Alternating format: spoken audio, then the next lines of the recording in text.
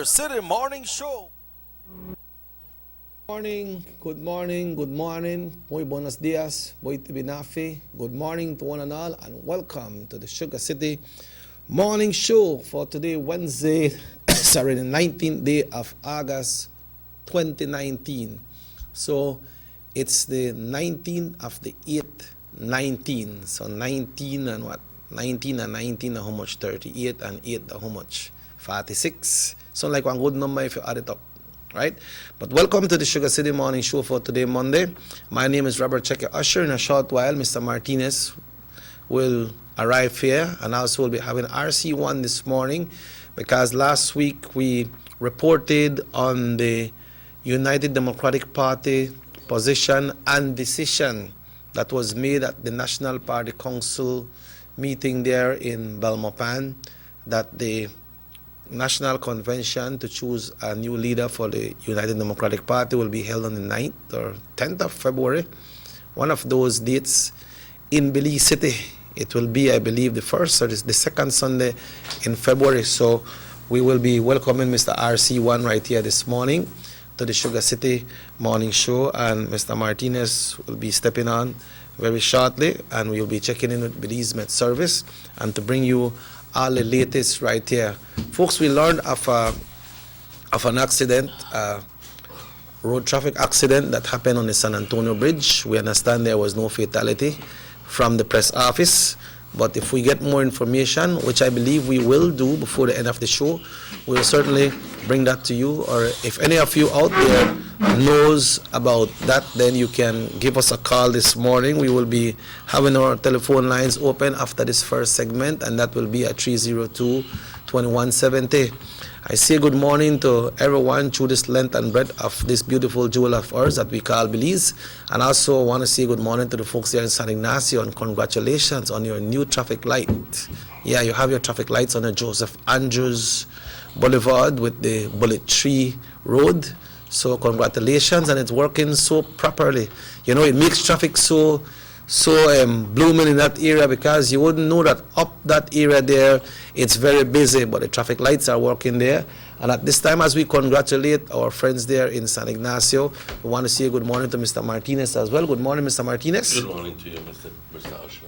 Yeah. ¿Cómo estás? Well, all right, boy. All right, it's Monday once again. It's the 19th of the 8th of the 19th. Okay. You know? So and I will remember that day because I was walking down after I had breakfast at Gabby's Good Waffles and Coffee, and I turned around. I was walking on the sidewalk, and I turned around because somebody blew at me, and I skipped. I missed the sidewalk, and I tripped and I landed on the road on my knees. And I already have problem with my knees, so it took me a little while to get myself up and coming. And I stood there a little while. I was calling you, but I imagined you were busy. But I took a taxi here. Yeah, it was not that I was busy, but I was on a line. I was on another call. I understand. Yeah, and it's a call from outside, so I was trying to see that if I can help the persons with what they were asking for. But Mr. Martinez, you know, I went west on Friday, and I'm coming back. They had heavy rains in that area, heavy rain. Yes. From the Belmopan area up to by Barrel Boom. Very strong rain. Also after Barrel Boom, after you hit the boom cutoff and making it into the main road, Northern Highway. Well, it's Philip Wilson Highway. We had some heavy rains as well, but when we reach our range walk, the sun, the shine, and everything dry up. And this is what is just perplexing just about everybody, because it says, man, down south in the rain. As soon as you hit Stanhill, as soon as you hit Gardena, everything stop. Drought. Everything just stop. Yeah. Well, and I was yesterday. I walked into a friend's house. And I was told, Mr. Martinez, do you know about this storm that is coming our way? I go like, which storm is coming our way? I got out, there was some breaking news, something that was that was indicative of a storm coming our way, and I looked it up and there was nothing coming out. But let's look at the general weather forecast. Yeah, that will tell us more. Moderate easterly airflow will become relatively moist and unstable tonight. And this is the general weather forecast for today, Monday, August 19. Good morning. I trust that you're doing fine. The 24-hour forecast, sunny with cloudy spells today, along with isolated showers or thunderstorms. Cloudy tonight with a few showers and thunderstorms over most areas, but especially over the south.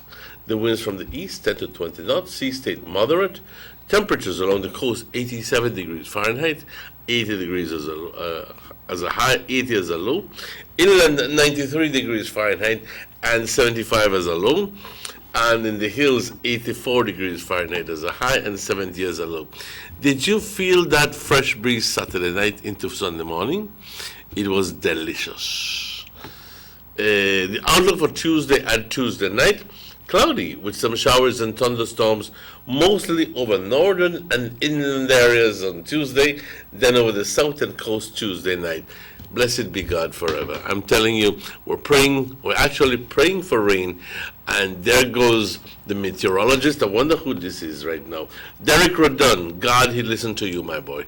Hoping to get some rain tomorrow in the morning. So, Checky, tomorrow we'll have rains. It mentions it, inland and northern areas, so we need to have a party for that. If the people could have sent rain for the med service, they may send it by. Yes, I know. And so it says mostly over northern and inland areas. Well, if that is not us, then I wonder what is. A low tide this morning at 6:07, a high tide this afternoon at 12:11, a second low tide this evening at 6:42, and the second high tide tomorrow morning at 20 minutes before 1. The sun rose this morning at 5:36. The sun is setting at 6:15. The moon is setting at 8:49 because it's out, and the moon is rising tonight at 9:09. Thank you very much, forecaster Derek Rodon. Buenos días, compañeros. Aquí les va el reporte del estado del tiempo para hoy, lunes 19 de agosto. Ante todo, perdónenme, buenos días todos, y un gran gusto saludarles como siempre. La situación general, un flujo proveniente del este, moderado, quiere decir que no está tan fuerte ni tan débil, está causando condiciones relativamente húmedas e inestables hoy por la noche. ¿Qué quiere decir todo eso? Que mañana, para las siguientes 24 horas, soleado, con periodos de nubosidad hoy, también unos chubascos aislados o tormentas. Así que existe la posibilidad de tener chubascos o tormentas hoy, no define a dónde. Nublado por la noche, con algunos chubascos y tormentas sobre la gran parte del país de Belice, pero especialmente sobre el sur de Belice. Los vientos del este 10 a 20 nudos, el estado del mar moderado, temperaturas por la costa 87 con una máxima, 80 con una mínima. En el interior 93 grados con una máxima, 75 con una mínima, y por las colinas únicamente 84 grados con una máxima y 70 con una mínima. ¿Qué se espera mañana? Mañana tenemos la gran posibilidad y hasta la probabilidad de que tengamos lluvia mañana. No sé cuánto, pero nos están diciendo que vamos a tener tronadas, chubascos y tronadas mañana sobre la parte norte e interior del país. Pues eso es nosotros. Entonces, sobre el sur y por la costa por la noche. Así que finalmente mañana, no sé si yo aquí en el pueblo de Orinjoc, pero mañana en el interior, norte e interior del país. Así que es muy probable que mañana tengamos lluvia. Y hoy ya es el 19, pero por lo general, luego de la segunda semana de agosto, y esto es casi un hecho puesto en piedra, de que luego de las primeras 2 semanas, de que tiene que haber un cambio climático bastante drástico, y que entonces es cuando empieza, ya deja de ser un verano, un agosto seco, pero empiezan las lluvias segunda semana de agosto. Pues eso es lo que es muy probable que suceda. Este fin de semana, esta semana estará bastante lluvioso, y gracias a Dios, porque estamos en una sequía bastante fuerte.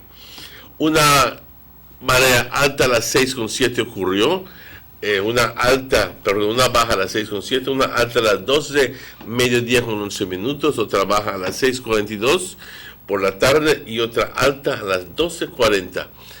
20 minutos antes de la 1 de la mañana. El sol salió a las 5:36, se oculta a las 6:15, y de igual forma la luna se oculta a las 8:49 y sale a las 9:09 por la noche hoy. Muchas gracias, forecaster Derek Rodón. Compañeros, tenemos que agradecer a nuestros patrocinadores, como siempre, que sin ellos pues este show no fuera posible. Esa gente que aporta dinero por sus anuncios para poder mantener este canal. Estamos hablando de German Vega Sons. Les pedimos que le apoyen a Vega Imports, Vega Distributors del Benque, también Digi, también Gillette's Meat Shop, Government of Belize Information Service, A&R Stores, y también Belize Tourist Board. Y eso es. Así que, ¿vamos a una pausa? Yeah, before we go on the break, Mr. Martinez, we should be joined by Mr. RC1 this morning.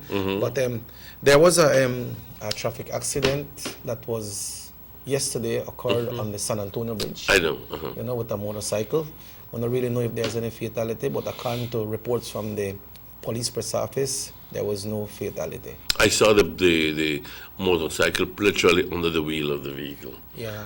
So we're going to get more information on that. You remember some months ago? There was one that plunged into the river. Yeah, I think 2 or 3 persons was killed in that accident. 2. You know, and that place approachable. You have to take your time. So I think what the village council need for do that, or Ministry of Works, they need to put some kind of signs or some bumps for people to slow down. Because you ask people to slow down, you remind them to slow down, but one time I got a least superior in there, whatever, and got in, and they come in from both tests, then if they go 50 miles per hour, they feel like they go 10. And if you put one of those topes 100 feet away, they'll be going so fast that when they hit that tope, they will try to brake. And what happens on slippery roads, this is going to happen. You'll spin on the road, and you're still running out of pin in the river. Yeah. So you have to be careful on watching where you put that tope. Yes. Maybe you have to have more than one before you reach the area. Or have signs. Yeah, signs. You know? Yeah. Some of those the rattlers that that indicates slow them because you're approaching a bridge. That's I think is the only way. And I believe that bridge still don't have a rail yet, you know.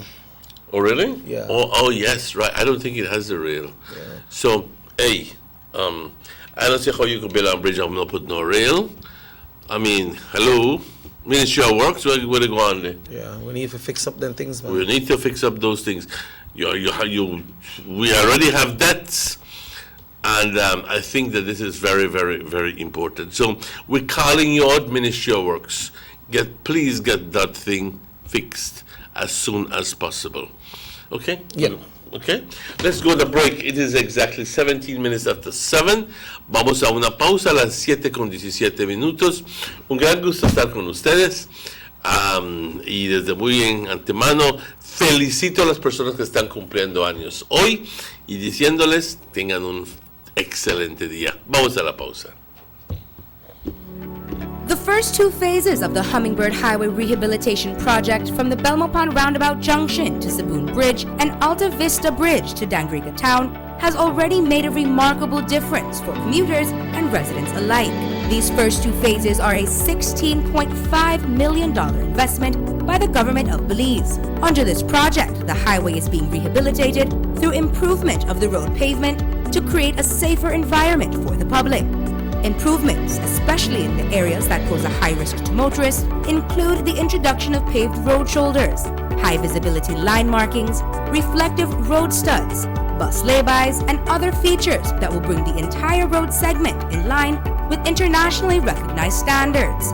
Additionally, the replacement of the existing single-lane bridges will reduce road user risks. These improvements will increase economic, tourism, and agricultural opportunities, further encouraging the social development of Belize, particularly in the south. The government of Belize, moving Belize forward. Need an escape from your daily schedule? Why not become a tourist in your own country? Discover Western Belize. Transport back in time and be awed by the reminiscences of the Mayan civilization. Be adventurous or spend a day with family and friends enjoying the serenity of the Macau River. Sample a kaya staple or pick up some fresh produce to make your own delicacy. Come visit us in Western Belize. Belize, where you can discover how to be a Belizean traveler.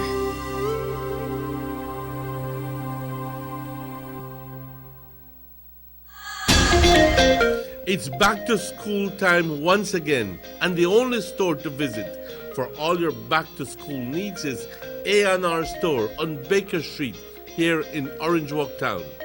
Visit them for the absolute largest assortment of school bags in the country with brands like JanSport, Skechers, Everest, Capsule, and character bags like Mickey and Minnie Mouse, Jojo, Siwa, Unicorn, and so much more.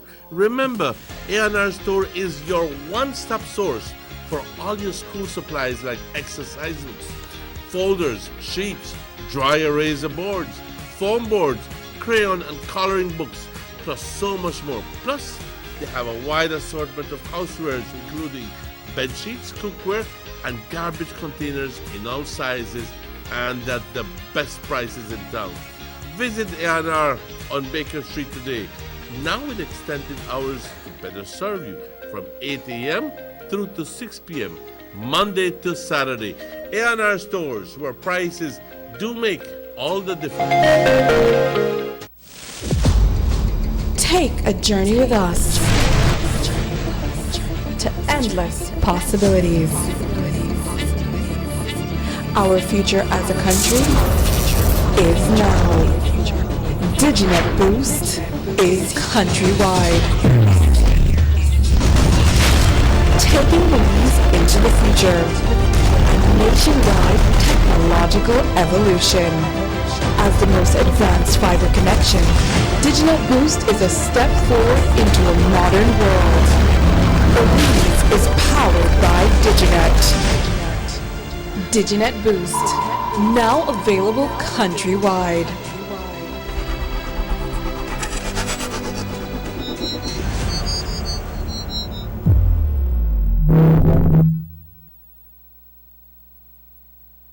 Six cylinders to pure potential and better performance. It looks like it vibrates. You think it could be the horsepower?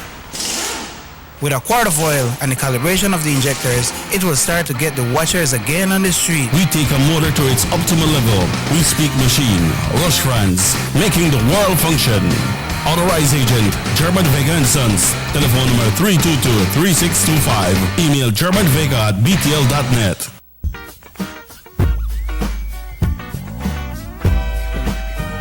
Every friendly competition has a winner and a loser, a runner-up, a second best, someone that just doesn't have what it takes. Our friends know this feeling all too well. Since Digi introduced their new prepaid data plans, Digi plans have been happier than ever. While the other guys, their plans just can't even compare. Digi's new plans have the best value for your dollar.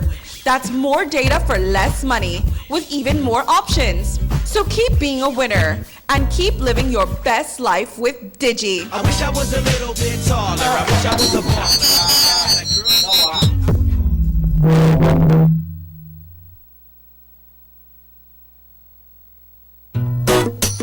Someone come, yes, someone coming. Let's go.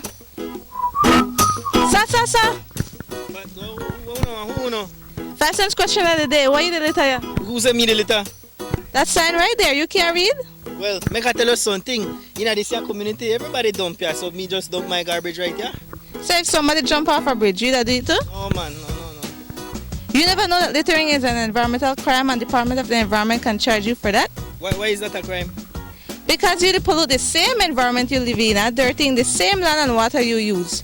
You don't even know that you dumping garbage can make you and your family sick by attracting disease-carrying pests, and the Department of the Environment just to try help we take care of the we environment. Cho all of that? Well, know that to put it that way.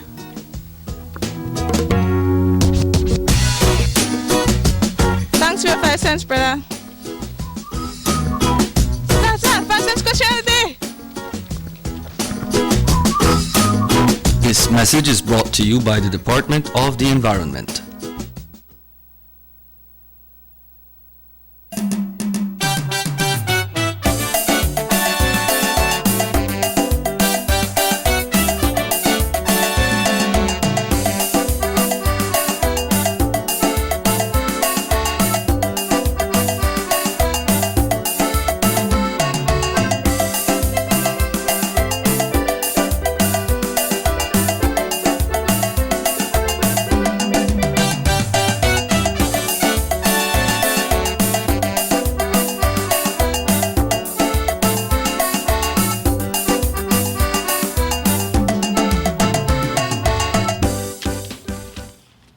Welcome back to the Sugar City Morning Show. It's a pleasure this morning to welcome our good friend Mr. Ruben Campos, otherwise known as El Negrito. ¿Cómo estás, Ruben? Muy buenos días, Emanuel. Un gran gusto saludarte y tenerte Gracias. aquí hoy por la mañana. Gracias por la invitación. Morning, RC1. Morning, Chucky. Buenos días. Show. It's good to have you. Thank you for the invitation. Yes, as always. So how was your weekend? Oh, wonderful, relaxing, very, very relaxing. And this morning, you could feel the heat already. Yeah, I know. RC, before we jump in, we mentioned earlier that we'll be talking about the announcement that the party has made when it comes to selecting a new leader. But before we jump into that, how is the water systems operating right now due to the drought and not much rain in the villages? Well, before we do that, I just want to say thank God for this beautiful morning, opening a brand new window and giving us the life and breath to carry on and do the things He wants us to do. We got to give thanks first. Yes. What is happening right now, as you all know, we have a tremendous drought, a drought that Belize has not experienced since I really cannot remember. But only in the north. Yes, only in the north, because in the south we have torrential rains, flooding, etc. But what has happened is that I guess, the climatic change, we talk about climatic changes, things that are happening, and that people need to understand that at this point in time, when you have lakes drying up, when you hear honeycamp. When have you ever heard honeycamp drying up? Honeycamp? Lagoon. What? The Doubloon is dry, not the honeycamp. It's not that it's soft. You can walk on it because it crack up. So parts of the area that were previously covered with water. Right, that were previously covered with water dry. As you go through Corozal, the two swamps on both sides of the road there had never, people cannot remember in the neighborhood there when it was dry. So we have about 7 foot of water level drop in up north in the water systems. So what we try to tell people is water conservation, and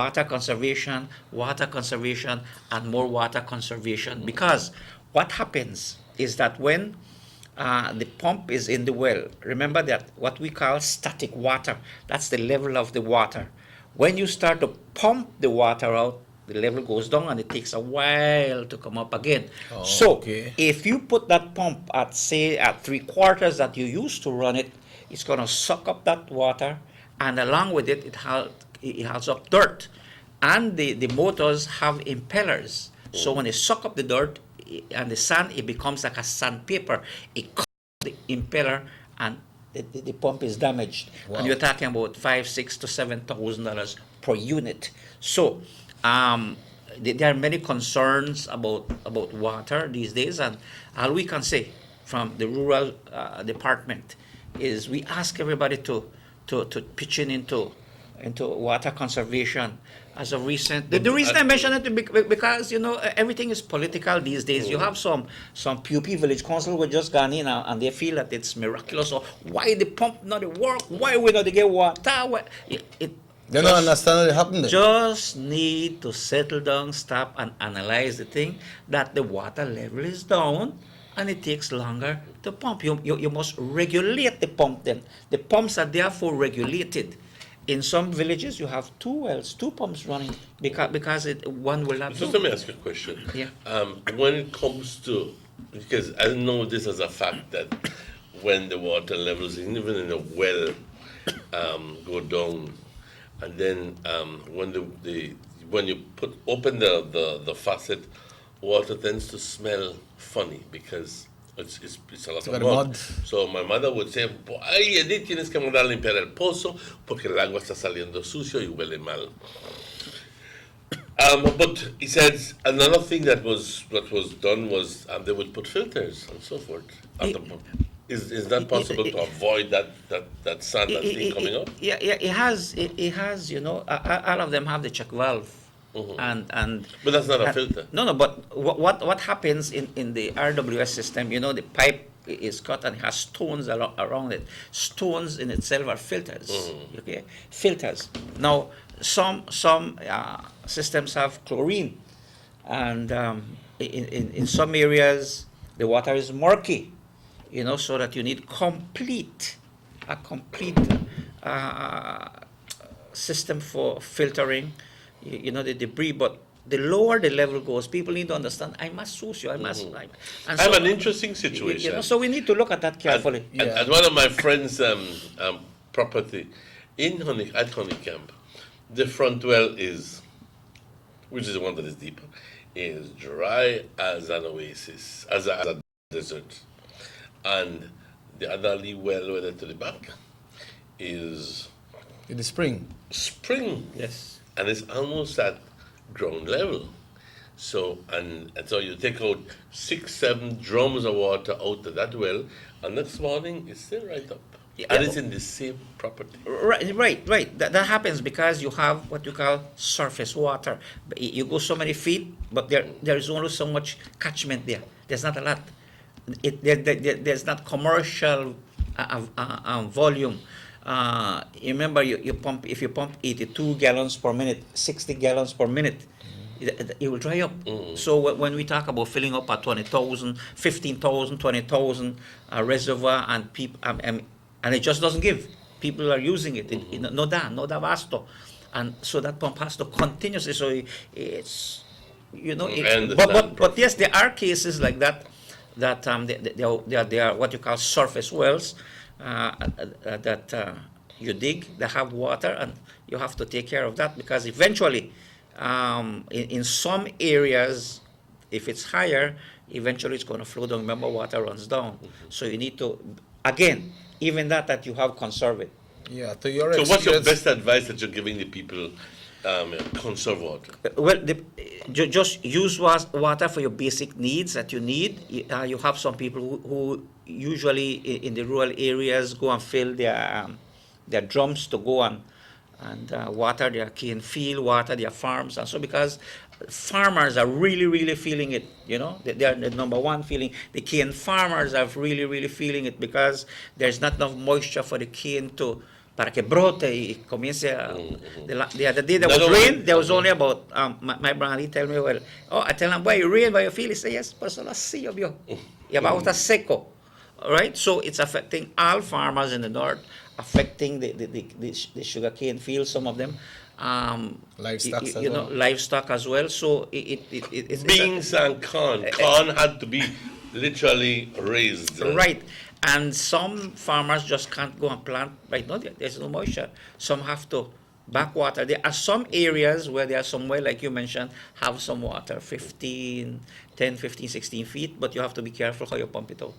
RC1, but how much inches of rain you believe that we need for make things get back normalized? Well, right now with this climatic change, all we have to pray is that it rain continuously so that all the water basins fill up, and because of the drought that we have, the tremendous drought, it's difficult for me to speculate to say how many inches we need, because imagine when you have that earth crack up, like pizza, and so you can imagine the underground dryness that needs first to be soaked and then it comes up. So I will ask you to direct your attention to the map here, which is the National Hurricane Center map.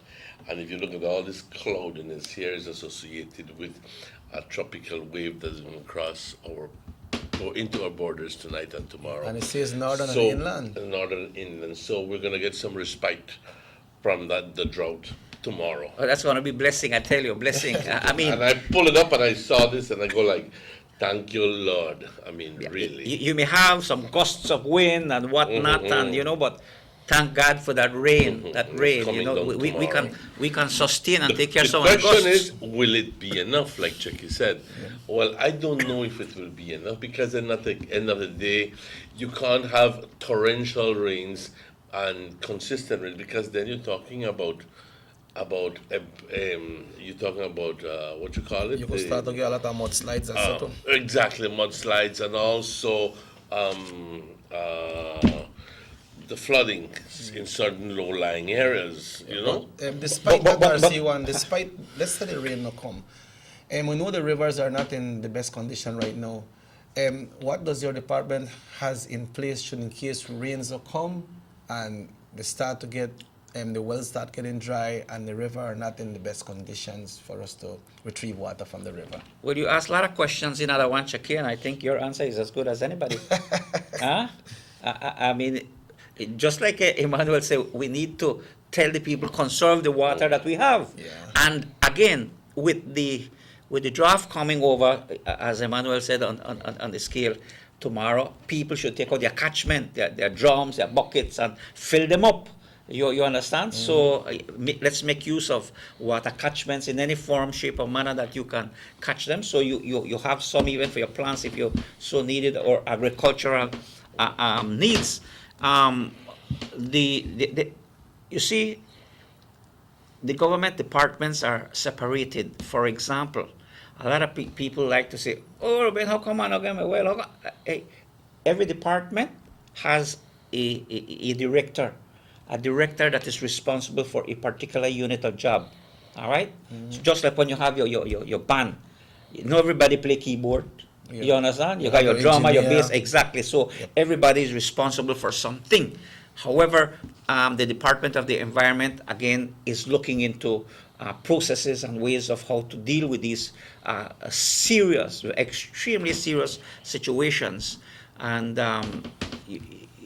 like we say, Chucky, we need to be very vigilant of how we deal with our climatic changes and how each of us also can contribute to solutions. Okay, RC, we need to go up on break, but before we go up on break, you could do a explanation in Spanish so the persons can understand how we can conserve the water. Bueno, se puede conservar el agua en muchas maneras.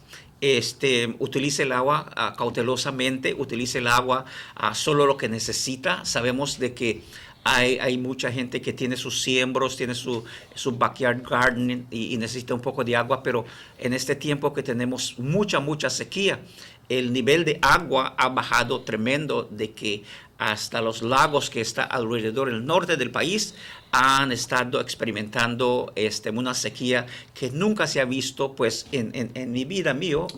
Así de que nomás le pedimos a todos que tratemos de hacer todo lo posible para conservar el agua. Eso es protegerlo, utilizarlo solo para que lo necesitamos. Cuando lo necesitamos, tenemos que chequear el faucet, está botando el agua, hay que cerrarlo o comprarlo, porque agua que se desperdicia es agua que se puede usar para uso propio.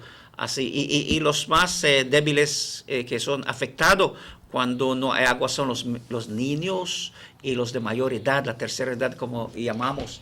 Así que es muy importante que tomemos mucha cautela y tomemos este asunto personal, porque en cada casa donde hay un faucet o manera de recibir el agua, la responsabilidad cae entre nosotros para cuidarlo y asegurar de que tengamos y mantengamos Exacto. y proteger esa poco de agua que tenemos por el momento. Y a nivel de agricultor, y eso es otro cuento. Sí. Porque a nivel de agricultor tenemos que, como cuando tuvimos a los dos señores del Departamento de Agricultura aquí, yo creo que nos hicieron muy hincapié el hecho de que tenemos que empezar a pensar fuera del cajón. Tenemos que empezar a pensar de forma diferente, porque los cambios climáticos son una realidad. Así que, siendo una realidad, eso va a ser parte de nuestro futuro. Es más, el año siguiente quizás llueva desde junio, julio, pero ya el siguiente año, el 2021, quizás experimentemos una sequía aún más fuerte. ¿Y qué vamos a hacer entonces? La pregunta es, ¿qué vamos a hacer entonces? Así que, para el nivel agricultor, empezar a pensar, a poner riego, para que podamos sostener nuestros granos básicos, frijol, maíz, etcétera, etcétera. Porque si no tenemos eso básico, entonces estamos en un grave problema. Sí, y también tenemos que enfocar claramente de que estos son cambios climáticos que nosotros no tenemos control. No tenemos control. Son situaciones que, como mencionó, tenemos que buscar otras maneras como sostener estos productos, como para desarrollar la agricultura de una manera distinta, ¿no? Así de que nos afecta tremendo y ojalá que mañana ojalá que venga esta lluvia y que caiga, pero recio, para que todos podamos cachear, como dice, ¿no? Un poco de esta agua y hacer uso para todo, ¿no? Okay. Vamos a una pausa, son las 8 menos 21 minutos, 20 minutos ahora. 8 menos 20, cuando regresemos estaremos hablando un poquito de otro tema, pero vamos primero a esta pausa y estaremos de vuelta con ustedes luego de estos anuncios. Pero no se vayan.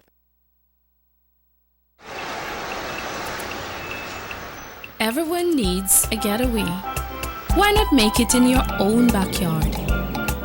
Learn the history of your old capital.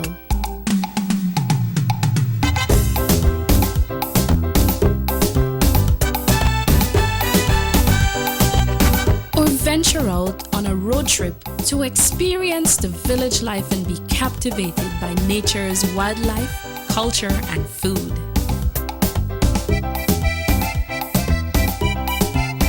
Belize, where you can discover how to be a Belizean traveler.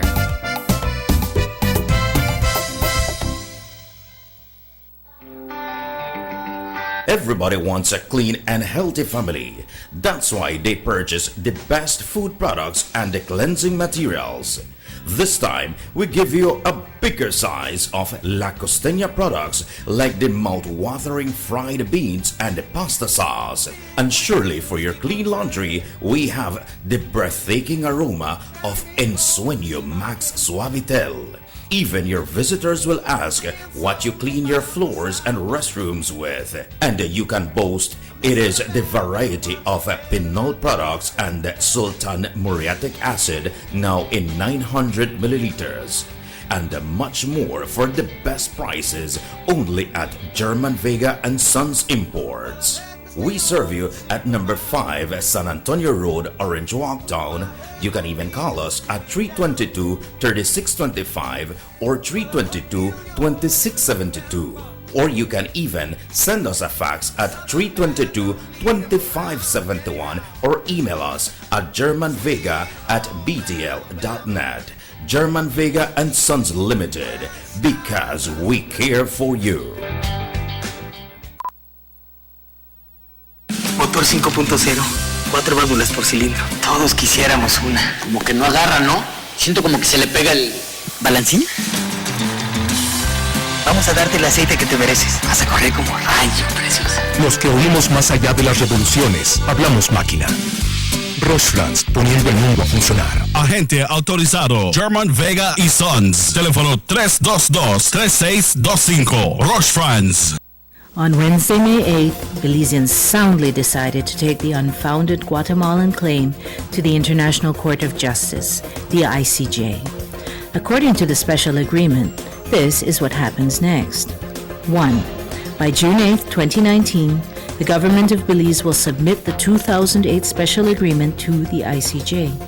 Guatemala has already done so since their referendum was held in 2018. This will give the ICJ official authority to hear the dispute and to deliver a final binding result. The ICJ will then prepare a notice of when the trial will commence. 2. Next, Guatemala will have up to 1 year, that's 12 months, to submit their case to the ICJ. 3. Belize will then have up to 1 year, that's 12 months, to respond to Guatemala's submission. 4. From there, Guatemala will be given up to 6 months to reply to our arguments, and 5. Belize will then have up to 6 months thereafter to reply to Guatemala's response. 6. After the period of written arguments ends, the ICJ may allow additional pleadings, including oral arguments, and would set deadlines for those. 7. Once the timeline for arguments has ended, the ICJ will deliberate and make a ruling in accordance with the instructions and authorities granted to them by Belize and Guatemala, as per the 2008 special agreement. 8. After the ICJ's ruling is delivered, Belize and Guatemala will have 3 months to establish a joint commission to physically demarcate the boundaries between the two countries in accordance with the ICJ's ruling. The entire process will take no less than 4 years and can be as many as 6 years. This ICJ process will bring a final end to this long-standing Belize-Guatemala dispute. Belize and Guatemala will be able to put old divisions and antagonisms behind us and ensure that peace, development, and cooperation prevail.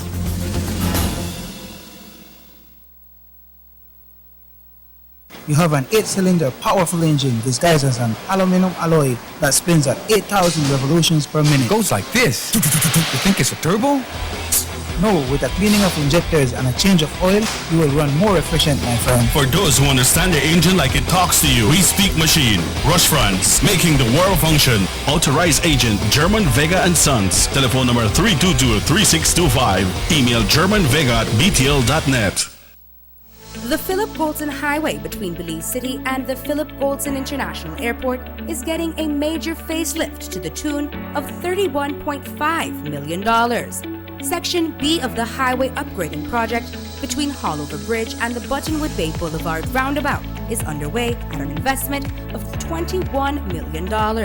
Works consist of the full rehabilitation of the road to paved standard, which includes the widening of the road to 4 lanes, lined sidewalks and drains, wide shoulders, median, and parking plus a bus lane at designated sections of the road. LED road lighting will be installed along with road safety features such as signs, reflectors, and road markings.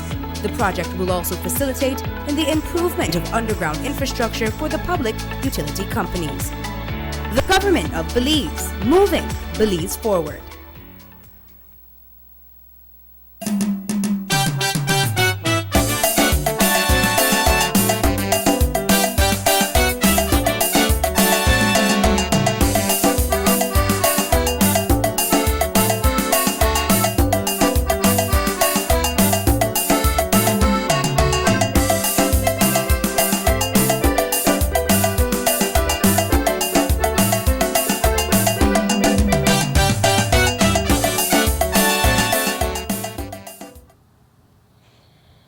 Welcome back to the Sugar City Morning Show. It is exactly 13 minutes before 8 o'clock.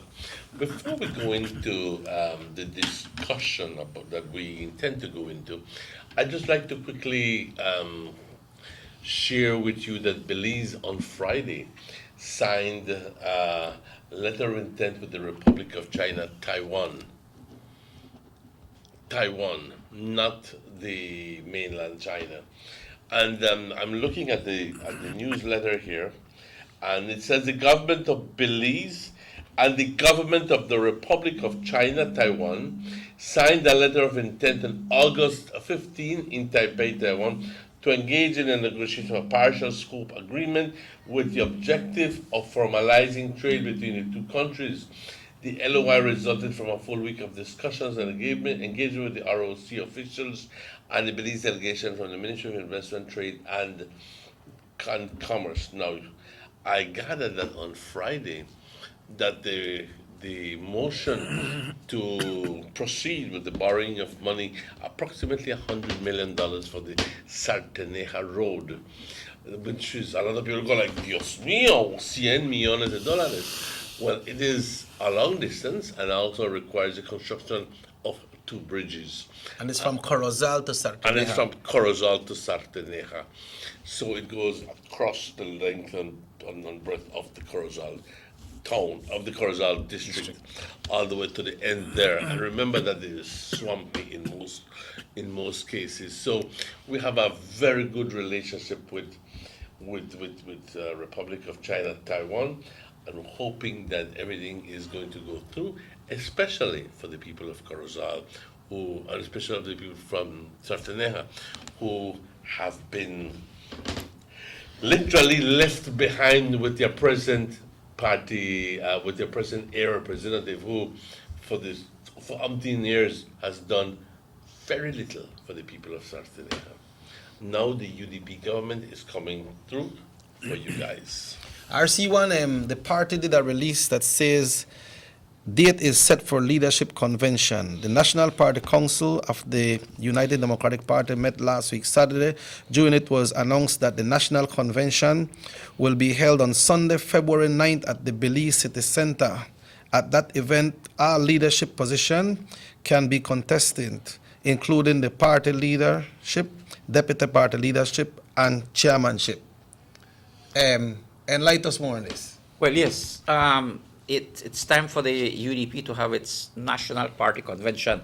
As you know, the Right Honorable Dean Barrow, party leader, term is coming to an end, and the party sets the date. The National Party Council sets the date of which the convention will be held, and this one is, you rightly mentioned, Sunday, February the 9th, which will be the second week in February. UDP now, like the things I love, month, Joe. Well, of course, UDP is love. You know, in February you got Valentine, Red Heart, UDP Red Heart. Government Campus's birthday. You know. Good. You know, yeah. So it's. Sorry to interrupt you on that. No. I mean, you see, again, it's an occasion where all party supporters come and watch the delegates put their votes to work to represent their constituents. There will be, again, what positions do you apply for? You apply for one, the leader. Who's going to be the leader? Two, who's going to be the first deputy leader? Then there is the second deputy leader. And then there is the party chairman. And then there is the deputy party chairperson, right? At the present, as you know, our current leader is the Right Honorable Dean Barrow. Our first leader, who's also the Deputy Prime Minister, Patrick Farber, and our second deputy leader, who is the Honorable Erwin Contreras from out west. Yeah. And our chairperson is Alberto August. He's also from the west. So, and Fern Gutierrez is the vice chairperson of the party, and she's from Toledo. So all these posts will be up. Now, during the process for a convention, constituents have an opportunity, or members of the party, to submit motions or resolutions for the National Party Council to consider for improvement of the party and its functions. How are these positions selected, RC? Well, the positions are selected. There are 15 per constituent, and then these are elected in their local conventions. Then wherever we have in municipalities, the mayors, the mayors of the UDP municipalities, they are also included senators, a member of the central executive. For example, I'm a member of the central executive as the national campaign manager, so I am like Ms. Paul Stewart is Secretary General, etc. So you all have a vote? Right, we all have a vote in the national party convention. So again, it's an occasion to rally your supporters and to show them that the UDP is still strong, vibrant, and ready to go for 2020 elections, whatever. Now, what I need to make clear is that after the convention in February, the Right Honorable Dean Barrow, all these persons elected are, for example, the leader will be leader-elect, because the party leader continues to be the leader until such time. Okay? And he is prime minister until he determines when he will call the next general election, until the dissolution of the National Assembly, because his term of prime minister continues right to the very end until he so decides. Does this conclude with what the Honorable Chancellor Diva posts? He said the decision on who will be the next leader of the United Democratic Party are likely the next Prime Minister of Belize will fall to 560 party delegates selected trustly. Right. So I believe that this selection for the new party leader is going to have a lot of debate in each constituents, because people they're both great leaders. Both of them are great leaders. Well, they are UDPs, so. Yeah, apart from that, respectfully, individually, they're very great leaders, and each constituent representatives have certain alliances that they may so include, and they may be able to ask or direct or inform or suggest to the delegates, look, this is who we have, but you make your decision, because at the end of the day, after the convention and the leader is there, we need to come back and consolidate the party, unite the party, and go forward with one recognized and elected leader. May we revisit the results of the last elections of party leader and of deputy party leader? Do you recall what are the numbers then? No, I can't recall exactly offhand, no, but it was an overwhelming win for Patrick Farr. Right. I have the information. I just don't have it available to me today. To deal with it. But it was an overwhelming. The Honorable Patrick Farr had an overwhelming victory as the first deputy leader, who then the Prime Minister is the one who appoints the positions of the ministerial post, and it was the Prime Minister that appointed him as Deputy Prime Minister. Right. So we must see that we are elected, the party elects leaders, but in terms of government affairs, it is the Prime Minister, and only the Prime Minister, that appoints members to his cabinet to assist him in carrying out the functions of governance. So that is how it works. So RCM, November 15th of next year will mark 5 years since this new government was elected. The convention is in February. How does this look for the party after February, and the greatest leader that we have had, the Right Honorable Dean Oliver Barrow, is omitting office and no longer the leader of the party? Then we have a convention in February. How does the party get things together to gear up for the next election? Well, it's not how we gear up. We are already gearing up. I mean, that is a process. I mean, the UDP is already putting plans, strategies, and such. We just came through a village council election, which was a very learning experience, because we had an opportunity to be able to evaluate how the opposition is functioning and how they're operating. So now we put all these factors into our plan to say, this is how they work it, this is how they do it. So sometimes you will say, you lose this, you lose. Right. Sometimes you need to lose to be able to win. Right. Sometimes you need to win. But we must realize and understand that even after the village council election results are over, it's the United Democratic Party that still forms the government at the national level. Right. And the numbers across the country indicate, in terms of registered voters that the United Democratic Party has the edge to win enough seats to form the next government of Belize. Because in village councils, if you live there 2 months, you could register at Timbuktu. One of your constituents then. So it's a misleading index.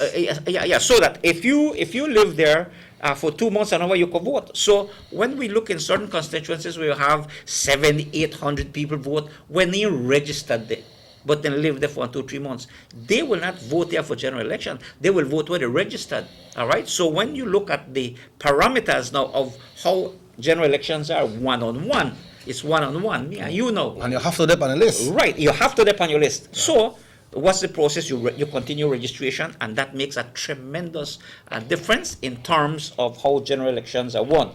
Of course, you need to have planning, you have to strategize, and you need to be able to have build around the new leadership that will go there. No, I will tell you this. The Right Honorable Dean Barrow, he may not be the party leader until he demits, or the prime minister until he so sets leaves government. He will be very active also as a UDP, just like I am, to be able to participate and ensure that the United Democratic Party forms the government one more time. In your view, Mr. Campos, do you anticipate the Honorable Prime Minister debating office before November 2020? I wish I knew. Only he knows. I only heard him.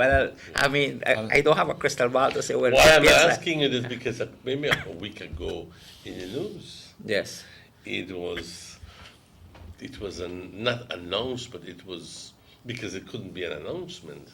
It was mentioned. It was mentioned that there is a distinct possibility that because of the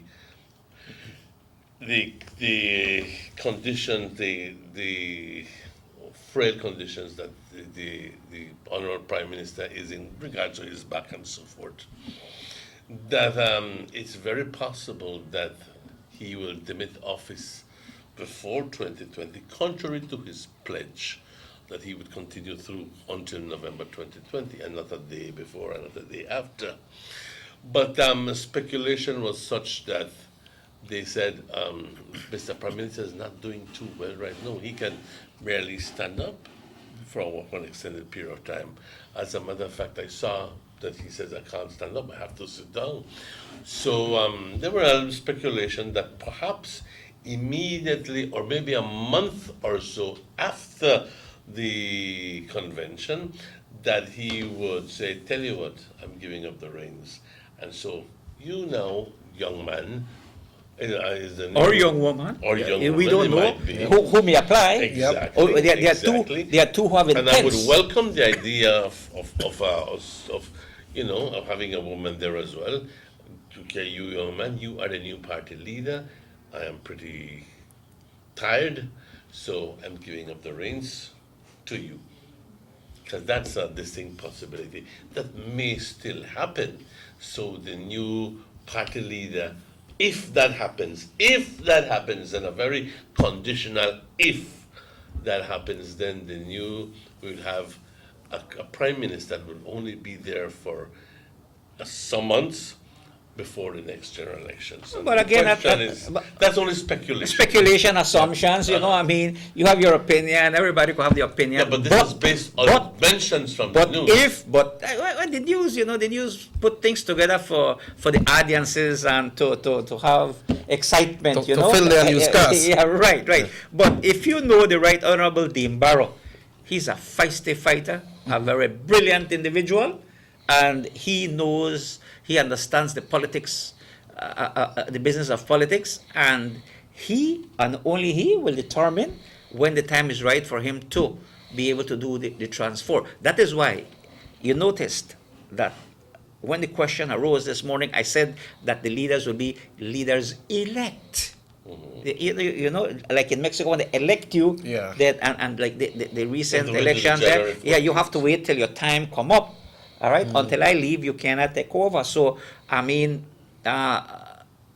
so the whole process, who will be activated would be the chairpersons vice chairpersons, first leader, and second deputy party leader. So these individuals will be able to function immediately and carry out with their duties. But when it comes to the leadership and transfer of powers, then that is to be set there by the Right Honorable Dean Barrow in consultation with the party, of course. So, but to really go and say, well, 1 month, 2 months, only he knows. Only he knows, and only he knows when, where, and how. Yeah. You mentioned something about we could probably be a woman, but we know right now only 2 persons don't apply. But we will touch that when I come back after this break.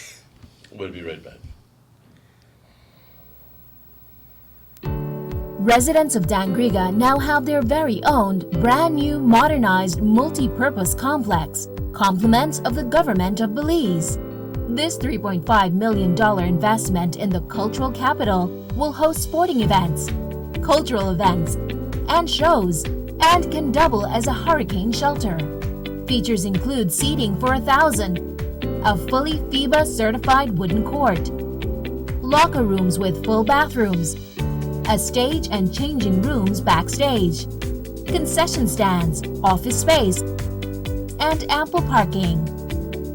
The government of Belize, moving Belize forward.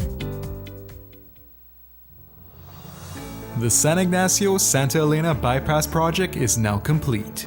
The transformation began in 2012, and now residents of the Twin Towns and visitors alike are enjoying the end result. Works include the full pavement of Lamalus Boulevard, along with 2 miles of sidewalks and drainage, LED lighting, and a roundabout at the entrance of Santa Elena. The Twin Towns now boast the longest and widest bridge in Belize, immune to flooding from the occasional rise in water levels of the McCall River. A bypass road was also built linking the new bridge to Joseph Andrews Drive, which was rehabilitated, as well as 1 mile of pavement, a median, and 2 miles of sidewalks and drainage. This was all done to the tune of $34.8 million. But that's not all. The project was extended due to savings from the successful execution and implementation of the initial scope of works. Now over 2 miles of additional roadworks will commence, including George Price Avenue, Liberty Avenue, and the George Price Highway between Three Flags and Hawksworth Bridge. The government of Belize, moving Belize forward. There's no need to go across the border to enjoy sun, sand, and crystal blue waters. Belize's northern islands and reef are just a boat ride away. Go slow and immerse yourself into the Caribbean Sea, or enjoy some fresh coconut water. Or pick up the pace on an island where locals can enjoy sandy beaches by day and feast on your fresh catch by night. Discover the Mesoamerican Barrier Reef and submerge yourself into another world where you can experience a traffic jam you will want to return. You can also make new friends along the way.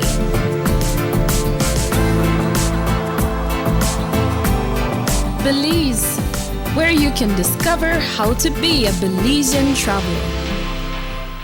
Notice the residents of rural communities in Orange Walk and Corozal districts. If you value your health and your children's health, you will dispose of your garbage only at approved sites. The disposal of garbage at any other location is illegal, and if caught, you can be fined up to $5,000. If you don't get caught, you can still suffer health impacts caused by these illegal sites, because illegal dump sites harbor pests such as rodents, possums, and mosquitoes that carry diseases. These can transmit those diseases to you and your children. In addition, the garbage you throw away illegally can contaminate water bodies near your community, the same water bodies you might use for recreation or other purposes. Only with your help can the Department of Environment ensure that Belize's development is safe for present and future generations. You can also contact your local village councils or Belize Solid Waste Management Authority for more information. The Department of Environment thanks you for your help.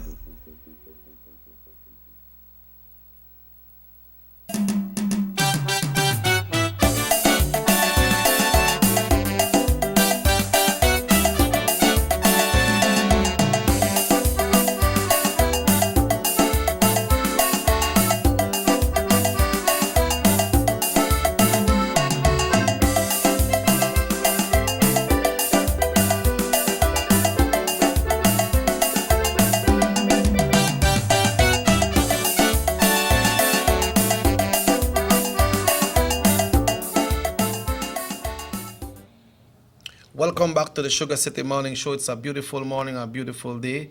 7 minutes after 8 o'clock. RC1, before we went on the break, we were talking that you mentioned that maybe it could be a woman. So that sprouted to me that 2 persons have applied already, but that doesn't mean that other persons cannot apply. Who can apply? Well, it's open. It's open. I mean, leadership. Now, for the leadership, it could be a member of parliament, because when you get elected as leader, and when your party wins, when you go to the House of Parliament, it is the person, it's the representative, it's the member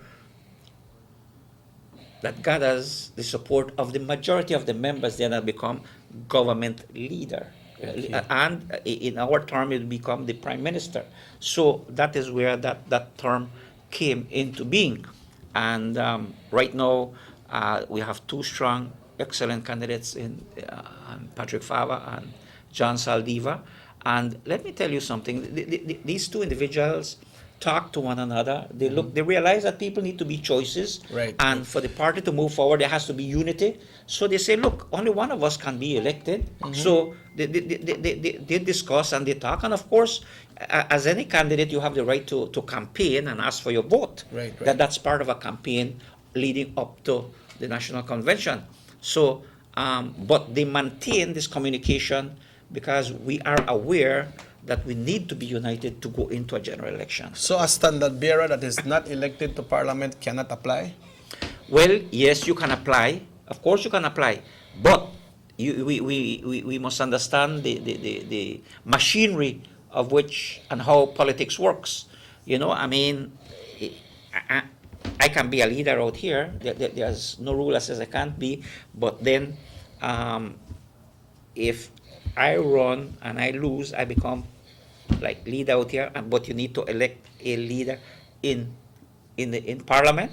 So that has already, I think it happened once with them, Dr. Randa and the late Delindo. So, you know, Dr. Randa lost and Delindo was, so there was a portion of intrigue in there. So to be able to deal with these matters, we have internal discussions as to how the party deals with these issues. You know, it's internal, it's a party matter to put together how you deal with these issues as they come out, so that when the convention is over, we go with a leader that we follow, and we know that it's a leader that's going to lead the UDP to victory in 2020. Those ones are for leadership. How when it comes to chairman?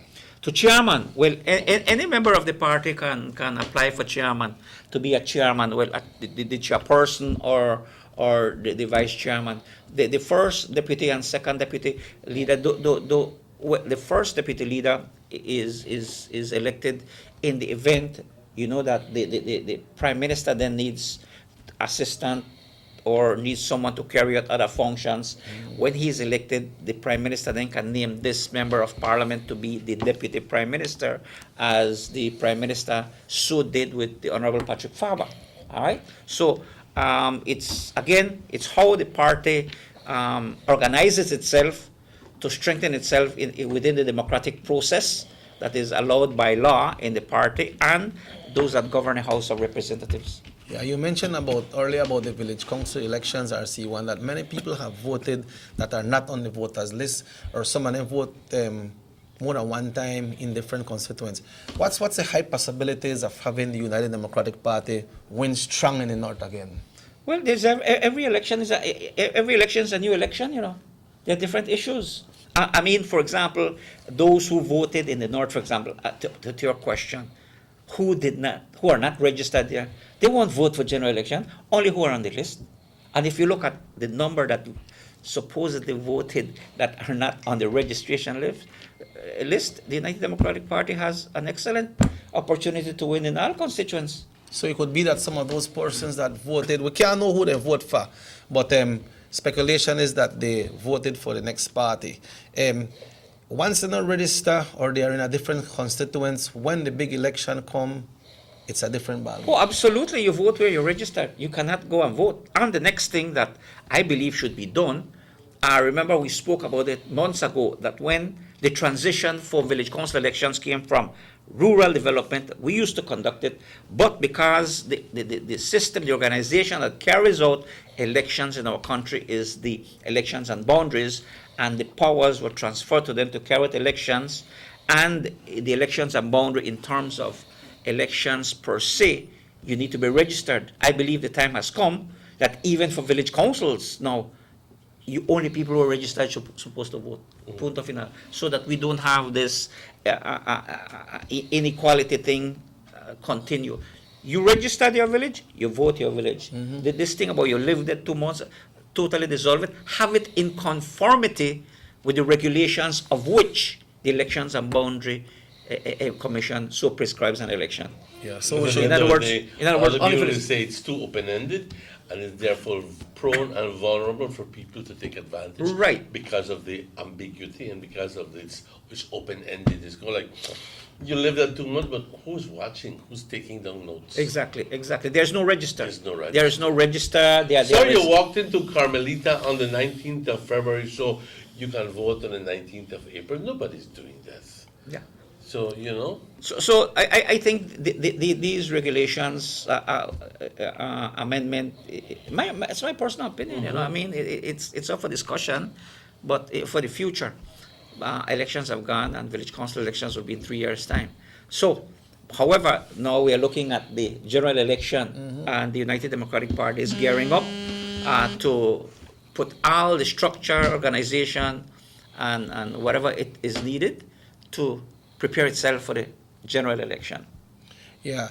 So, RC, we should be seeing a stronger mobilization from the party when it comes to the general election, right? Absolutely. It's going to be a new direction, a new focus.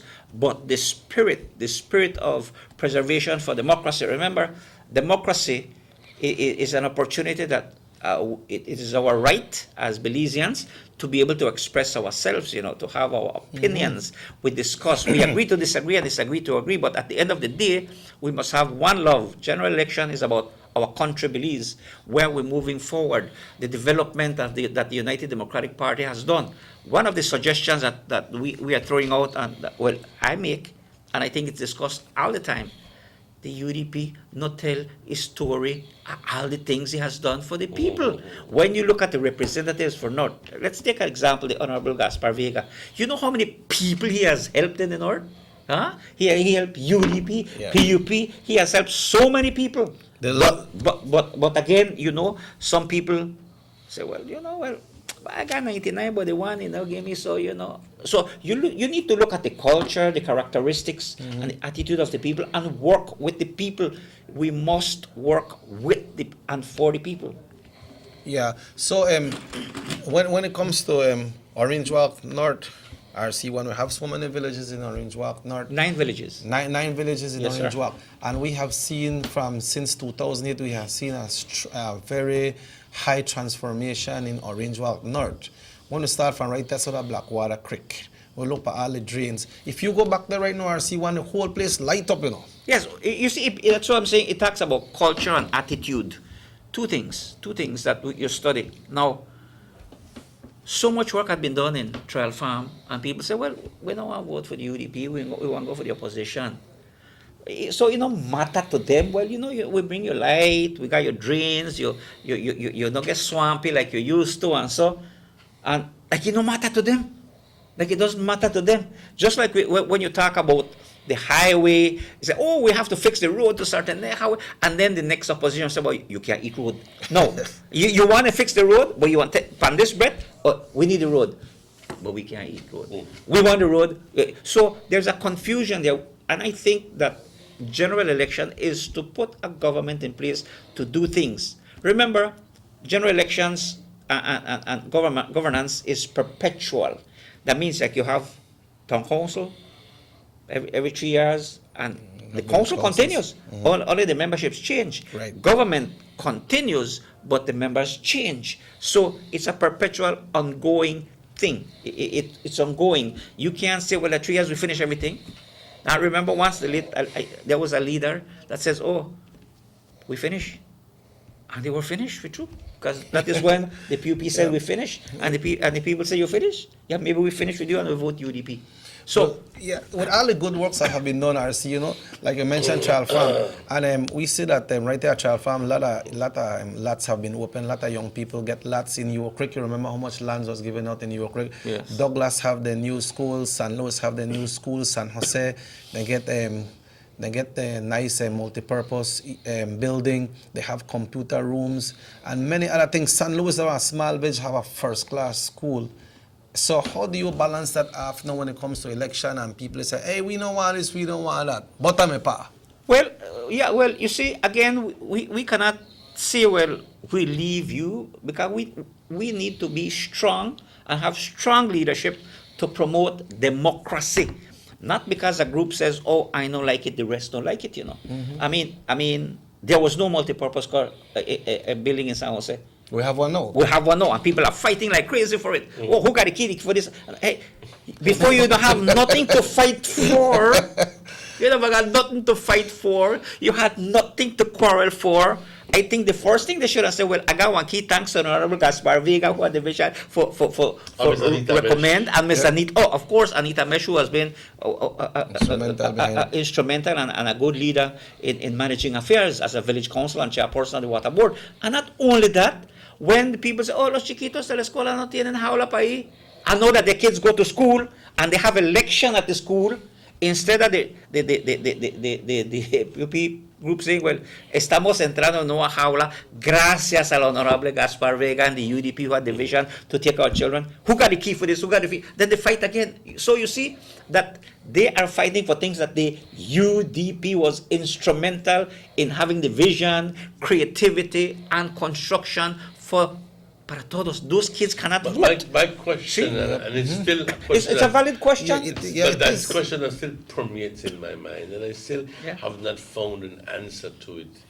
And maybe it's just one of those things that defies logic. But I go like, we do know that as time passes by, any political party loses favor.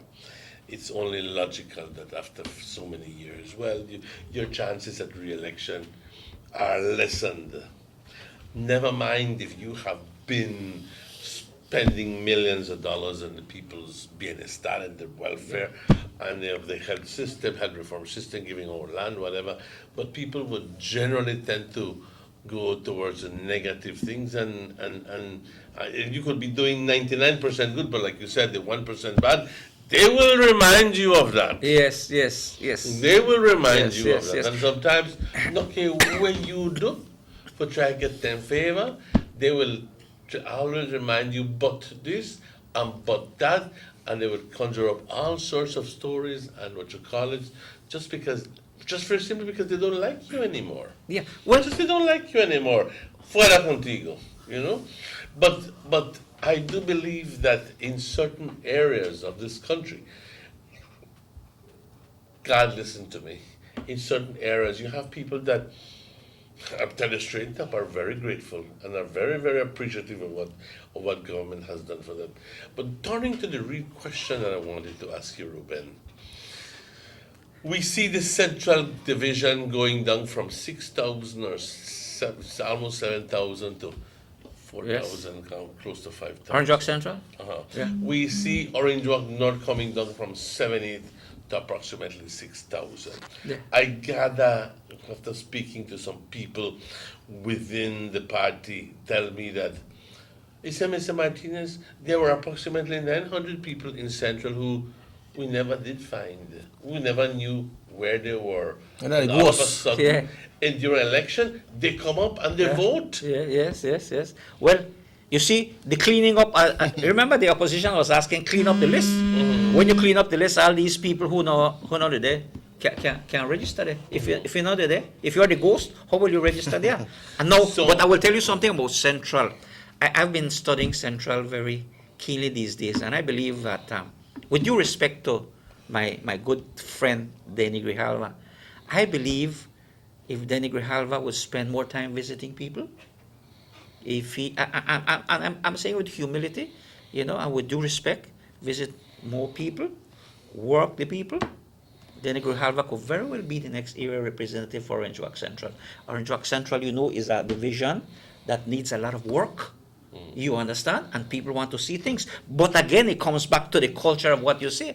People say, well, it don't matter if the road the day or when election time, you give me at least something, all right. No, whatever that may be. Whatever that may be. But in terms of moving forward in development, and why do I say this? Because we have our young people, our children going to school, being educated. We have young lawyers, doctors, engineers, architects that they want to build and they want to see things. Now, if I spend my time just talking about politics and I don't work and I don't build, so I'm a good politician talker or you want a good politician worker? Who do you want? So if you want me to be a good talker or convince you and work for you one day, which is election day, well then maybe we need to redefine what elections are. But I believe that the United Democratic Party, we stand firm in the preservation of democracy because the people's voices must be heard. Our political campaign is to inform and work along with the people to have them appreciate that what we're doing is part of government's work for you.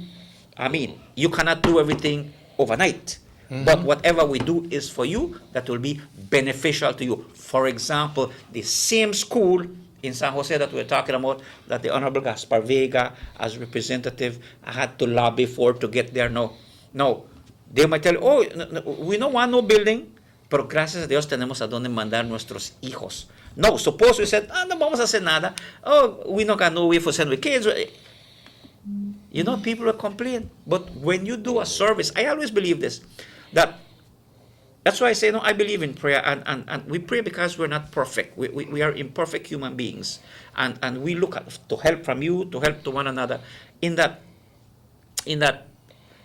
Jesus came to this world, he made miracles, saved lives, and through our sins, we crucified him. But after he crucified, today we all pray to him. We all pray to him. You're sick, you pray, Diosito. No, what is the moral of the story? That we must learn to appreciate the things we have? No. We must learn to appreciate, to teach people the value of democracy? No. When you lose democracy, then you'll be saying, what? It's too late. No. Democracy and freedom comes with a price, freedom is not free. You must work continuously to maintain your freedom. You must work continuously to promote and respect democracy. And that is what the United Democratic Party is all about. I believe that is exactly what this text is saying in RC1. It said the people elect ministers to minister, to serve the people so they can live at ease and in peace and in security and better life and better conditions. Well, the effort is there by everybody to work together. You see, government works in conjunction with the community. When the community works together, things get done much better. Things get done with happiness because there is only one Belize, There's not when you start to have a red Belize and a blue Belize, nothing gets done because where is the bridge then? Where is the bridge? We have a bridge that we go to Mexico, we cross. Yes. Where is that bridge then?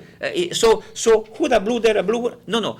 There is only one Belize, red, white, and blue, with the escudo que dice Belize. Okay? Yeah, yes. And a general election is for us to be thinking at a higher level of what future we want for our country. I may not like you as a plumber, or because, that's gordito, y viene así. I hire you because you can do the job. An electrician, he shot and the ladder, but when he go up there and he do what he have to do, you hire the man to do the job. And that is what the people hired the United Democratic Party to do, to get the job done. Now, as I mentioned earlier, we need to tell maybe the people much more what has been done, what the UDP has done all these times, from where the UDP got it in 2008. Remember, they talk about social investment. Say if you talk about the loan from Taiwan, we know the... Let us remember 2008 when the European Union said, no more money for Belize. Let me put that picture. Why no more? Because they can't manage it. They mismanage it. They don't know where the money gone. We go again to Venezuela with the $20 million that they gave. Where is it? Where is it? Nobody knows. No. We must remind people that you hire managers to run your affairs. And there's so much good stories that the United Democratic Party can tell, and I believe that it is time that we start to tell and show the people that, look, we did this for you so that, again, we can have a better country. The United Democratic Party, because of its democracy, never in the history of Belize have you had teachers getting raised a pay and yet they go protest. Never had you had public service people getting raised a pay. You're going. I can recall being a member of parliament when the government says, I'll increment freeze. No increase, no. But now that they get it, I believe we need to be much more appreciative. Again, that is done because the government sees the value in teachers. Teachers are very important people. The public service is very important. All public servants are very important, and they are part of the working machinery that runs the government on a day-to-day basis. And we just need to take time to tell, for example, the parent, did you know that your teachers got a raise of pay? Did you know that the public service got a raise of pay? You want us to sing that every day until we hear, well, somebody want to whisper on the side, well, thank you. Yes, we got it, But, yeah, we got it. So the United Democratic Party has so much accomplishment that we need to do. And I believe, remember in the old days, they used to have a Belize Today? Do you think? I think maybe we need to print a lot of that and sell it to people, make them see it. You know? Okay, now here, I make see it here. See the pictures here. Huh? Pictures 1,000 words. We need to take a break. And before going on a break, I see someone is asking if you can express some of these information en español para la gente que está en Benque Viejo y en Socots. So, hacemos eso cuando regresamos. Bueno, regresemos porque vamos a esta pausa rápidamente. Es tiempo para tomar agüita y cafecito. Así que vamos a tomar esta pausa y regresamos luego de estos anuncios. These sunny days are here, and whether it's for a picnic or in your kitchen, you need the meat. Gillette's Meat Shop proudly offers a variety of juicy cuts such as processed meats, ham, bacon, salami, longaniza, and sugar cure ham, just to mention a few. Enjoy our meats in beef, pork, and mutton. So for that healthy cut your family enjoys, visit us at number 18 San Antonio Road in Orange Walk from Monday to Friday, 7 a.m. to 12 p.m. and 1:30 p.m. to 6 p.m. Saturdays, 7 a.m. to 12:30 and 3 to 5 p.m. Sundays, 8 a.m. to 11:30 a.m. Place your orders at 322-3486 or 322-2175 or even 610-4061. Send us an email at derekgillett31@gmail.com. Gillette's Meat Shop, fresh and processed meats. Ay, qué rico. The first two phases of the Hummingbird Highway Rehabilitation Project from the Belmopon Roundabout Junction to Saboon Bridge and Alta Vista Bridge to Dangriga Town has already made a remarkable difference for commuters and residents alike. These first two phases are a $16.5 million investment by the government of Belize. Under this project, the highway is being rehabilitated through improvement of the road pavement to create a safer environment for the public. Improvements, especially in the areas that pose a high risk to motorists, include the introduction of paved road shoulders, high visibility line markings, reflective road studs, bus laybys, and other features that will bring the entire road segment in line with internationally recognized standards. Additionally, the replacement of the existing single-lane bridges will reduce road user risks. These improvements will increase economic, tourism, and agricultural opportunities, further encouraging the social development of Belize, particularly in the south. The government of Belize, moving Belize forward.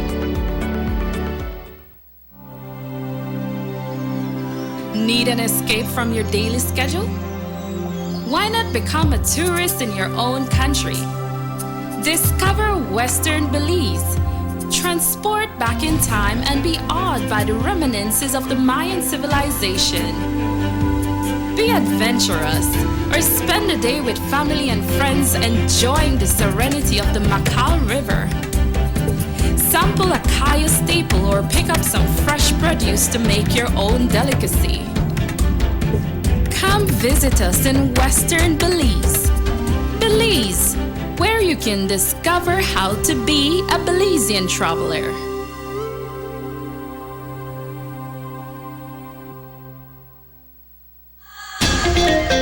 It's back to school time once again, and the only store to visit for all your back to school needs is A&R Store on Baker Street here in Orange Walk Town. Visit them for the absolute largest assortment of school bags in the country with brands like JanSport, Skechers, Everest, Capsule, and character bags like Mickey and Minnie Mouse, Jojo, Siwa, Unicorn, and so much more. Remember, A&R Store is your one-stop source for all your school supplies like exercise books, folders, sheets, dry eraser boards, foam boards, crayon and coloring books, plus so much more. Plus, they have a wide assortment of housewares including bed sheets, cookware, and garbage containers in all sizes and at the best prices in town. Visit A&R on Baker Street today, now with extended hours to better serve you from 8 a.m. through to 6 p.m. Monday to Saturday. A&R Stores, where prices do make all the difference. Take a journey with us to endless possibilities. Our future as a country is now. DigiNet Boost is countrywide. Taking Belize into the future. A nationwide technological evolution. As the most advanced fiber connection, DigiNet Boost is a step forward into a modern world. Belize is powered by DigiNet. DigiNet Boost, now available countrywide.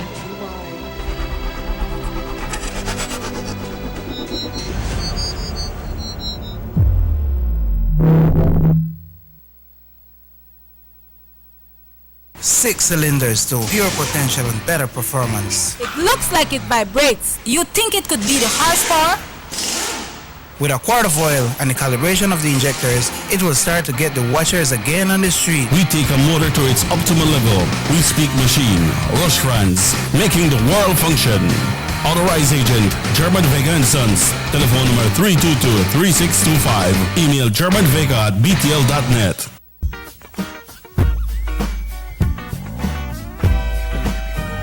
Every friendly competition has a winner and a loser.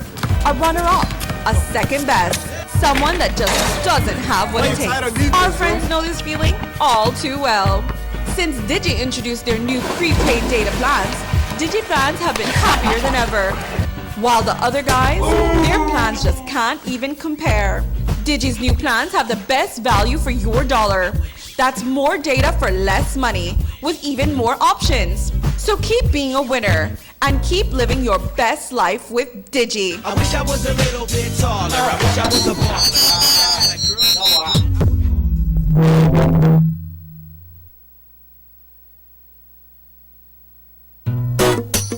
Someone come? Yes, someone coming. Let's go. Sa. Fastest question of the day. What you the letter? Who sent me the letter? That sign right there. You can't read? Well, make I tell you something. In this community, everybody dump here, so me just dump my garbage right here. So if somebody jump off a bridge, you do it too? No, man, no. You never know that littering is an environmental crime and Department of the Environment can charge you for that? Why is that a crime? Because you pollute the same environment you live in, dirtying the same land and water you use. You don't even know that you dumping garbage can make you and your family sick by attracting disease-carrying pests, and the Department of the Environment just to try help we take care of the we environment. So all of that? Well, know that to put it that way.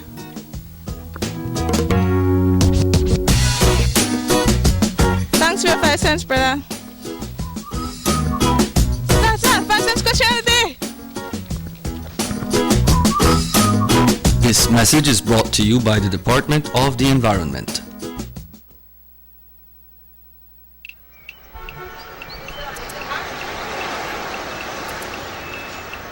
Everyone needs a getaway. Why not make it in your own backyard? Learn the history of your old capital.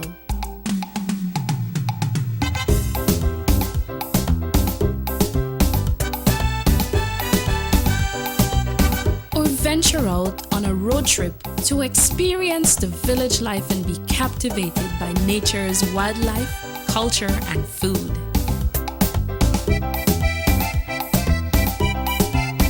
Belize, where you can discover how to be a Belizean traveler.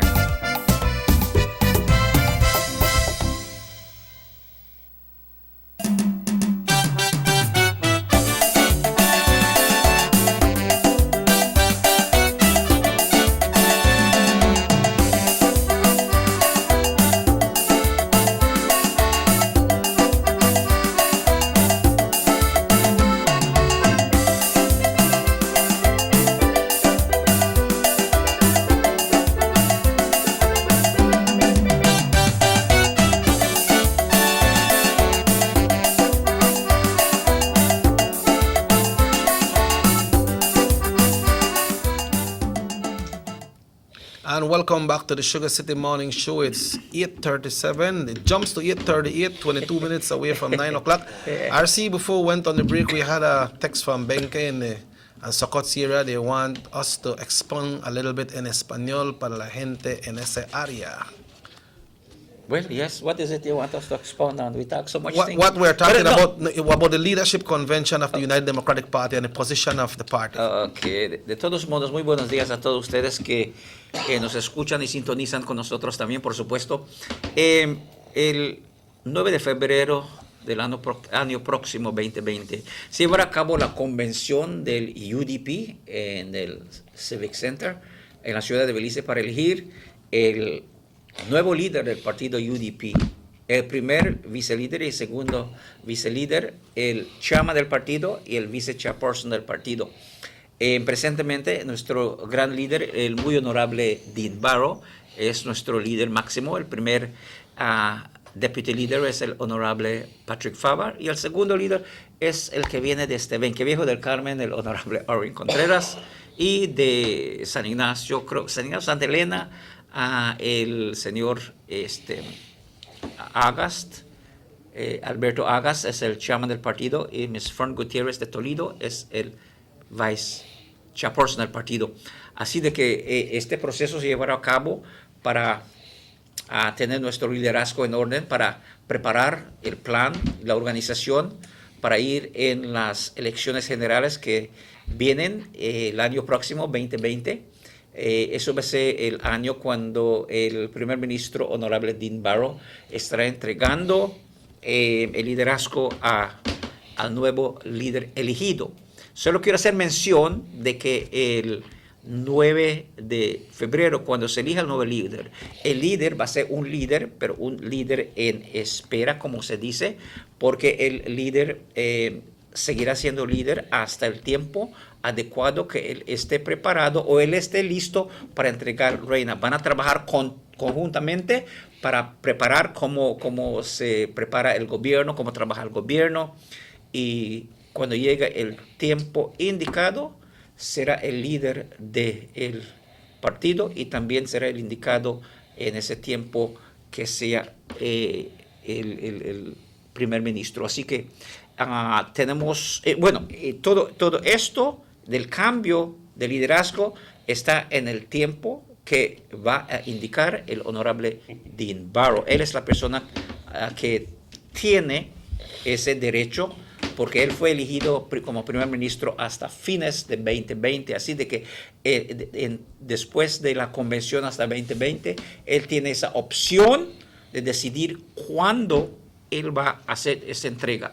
Pero durante el curso del tiempo después de la convención, habrá un tiempo para preparación con el nuevo líder para poder tomar ese lugar apropiado como liderazgo para que se haga el trabajo nacional. En estos momentos, el UDP se está organizando, preparándose para las elecciones generales y los planes están poniendo en orden la reestructura del partido y también la campaña que será necesario para ganar las elecciones el otro año. Así de que todo lo que es ánimo del UDP nacionalmente se está reorganizando, poniéndose de pie para poder ganar las elecciones, que estoy seguro que el UDP va a formar la cuarta vez el gobierno en 2020, porque si realizamos todos los hechos que se ha hecho en el país, podemos ver de que tenemos un gobierno que está trabajando para la gente. Así de que en breve, eso es lo que estamos viendo. Hay otros puntos de discusión, pero sí, el 9 de febrero es la fecha indicada para la Convención Nacional del UDP. 2 personas ya aplicó, a ver si otras personas pueden aplicar también. Pues sí, porque está abierto al liderazgo, ¿no? Tenemos el honorable Patrick Favre y el honorable John Saldívar, 2 líderes apropiados, calificados, muy inteligentes, conocen la función del liderazgo, así de que pues vamos a ver cómo los delegados entonces van a decidir a quién le van y cómo le van para ser líder del partido. Yo tengo una pregunta. Tradicionalmente, ambos partidos han seguido una pauta, por decir, que si uno es latino, el otro es criollo. Si uno es criollo, el otro es latino. Obviamente para tratar de representar los 2 grupos étnicos más grandes en todo Belice. ¿Ok? Lo hemos visto con Carl Edward Rogers y George Price. Lo hemos visto con Dean Oliver Barrow y Caspar Vega. Lo hemos visto en varias situaciones. En la corrida para el líder, no, pues si la persona que perdió no es automáticamente el ganador del título del vicelíder. No, solo se aplica. Se tiene que aplicar, su aplicación entonces es para indicar cuál puesto estoy aplicando. Exactamente, así que vamos a tener que estudiar esto muy bien, porque el vicelíder, si es que solo un individuo corre para vicelíder, digamos el señor John Saldívar, entonces, si no hay más otras personas, entonces él queda como vicelíder. Así es. ¿Entiendes? Si es que el señor Patrick Favre gana. Un decir, nomás estamos creando una situación. Sería entonces 2 personas de origen criollo y a ciertas personas en el norte, lo primero que van a decir es, hey, ¿qué pasó? Aquí necesitamos representación de gente latina, del mestizo. Así que, igualmente que es la posición del líder pudiera ser bastante caliente, por decir, el del vicelíder también podría ser así. Tanto así porque podríamos ver el envolvimiento de otras personas, no necesariamente las personas que hemos conocido, porque como dije, no porque perdiste el líder, que decir que automáticamente eres vicelíder. A mí me gustaría ver al señor Hugo Pat metido aquí adentro. A mí me gustaría ver a una persona que represente la gente indígena, la gente latina, mestiza del norte. Me gustaría ver esto, o algo por el estilo. Ahorita el señor Arvin Contreras, ¿te me entiendes?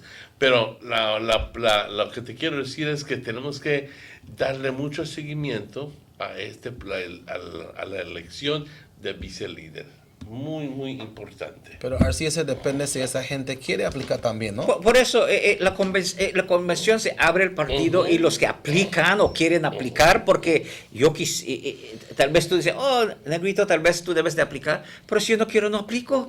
Así de que vamos a tener que esperar a ver quién son las personas que van a aplicar. Entonces esa discusión va a tomar efecto para que podamos decir, mira, cuáles son las evaluaciones que podemos hacer sobre los candidatos que han aplicado. Se acepta aplicaciones en el del Pisón. Es más, quisiera nombrar.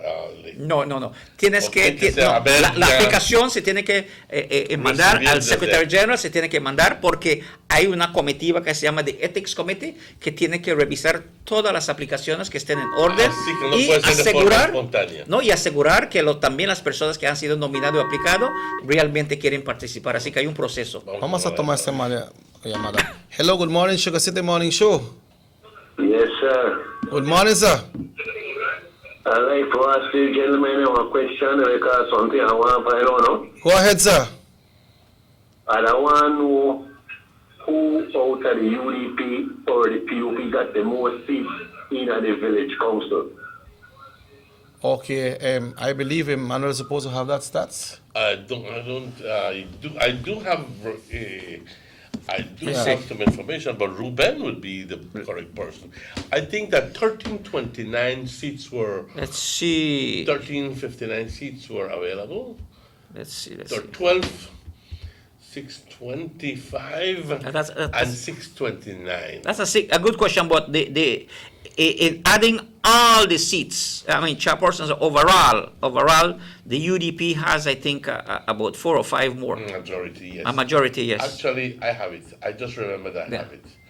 I'll tell you right now, sir. I just have to quickly go through this information here, and that would be, yes, there it is, sir. Out of a total of 1323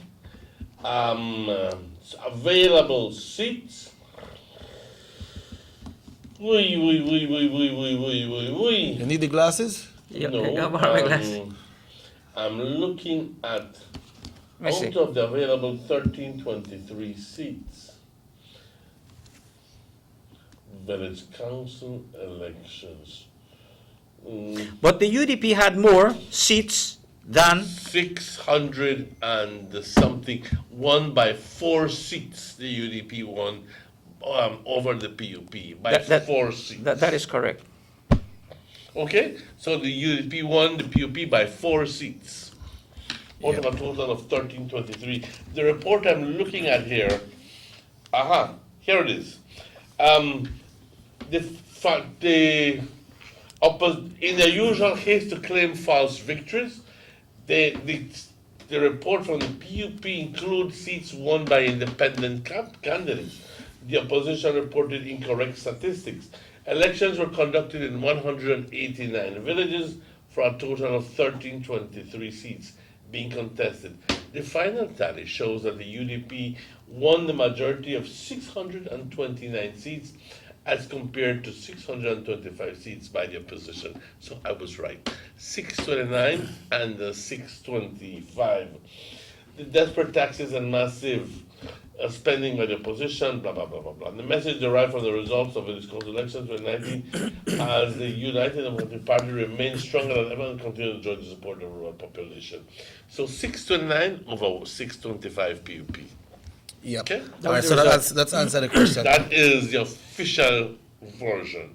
That's the official result. RC, when you're talking about the leadership, going back to that, can person that contesting for a leader select a team as well? Like say, okay, I am running for leader, but I have this person running for deputy on my team or for chairman? All of it is possible. Well, anything is possible, yeah. I mean, but remember, the posts are elected individually. You don't go by slate. Right. They will ask. The floor will be read. Nominations for this post is so. Nomination for that post is so and so. Okay? And at the National Convention also, in all political scenarios in democracies, there is also space for motions to be put to the floor or read to, but those must be sent to the Secretariat. Motions, resolutions that may be included, maybe some changes to the party's constitution, maybe some focuses of where the party would like to go. These resolutions and motions are introduced, are presented to the Secretariat and reviewed, and then they are presented to the National Party Council for their direction. Someone wants to know if the party has party cards for party members. At this time, there are no party cards. But the delegates are those selected in the constituents by the representatives along with the executive committees, and they will be at a convention, of course, and constituent convention, and then those are the people who will be having the votes. But you invite all UDP members to go to witness the great event that takes place. It's a UDP convention. That's right, United Democratic A lot Party. of people say that 13 delegates, is it 16 15 delegates per division is a paltry sum. In other words, that we should be having at least 25, 30 members to represent the division. Right, and then you have members of the central executive and but mayors the and point things they're and so saying and is that they vote. 15 people is not enough for an entire constituency. They're claiming that number should be. Who's claiming that? I'm a number of people who I spoke to. Well, that is good, but the Constitution, that's what it says. Now, these are motions and amendments that people can submit to the party to be considered by the National Party Convention. Hello, good morning, Sugar City Morning Show. Morning. Morning, Cheque. Morning, Manuel. Morning, sir. Morning, RC. Morning, Nabito. Morning.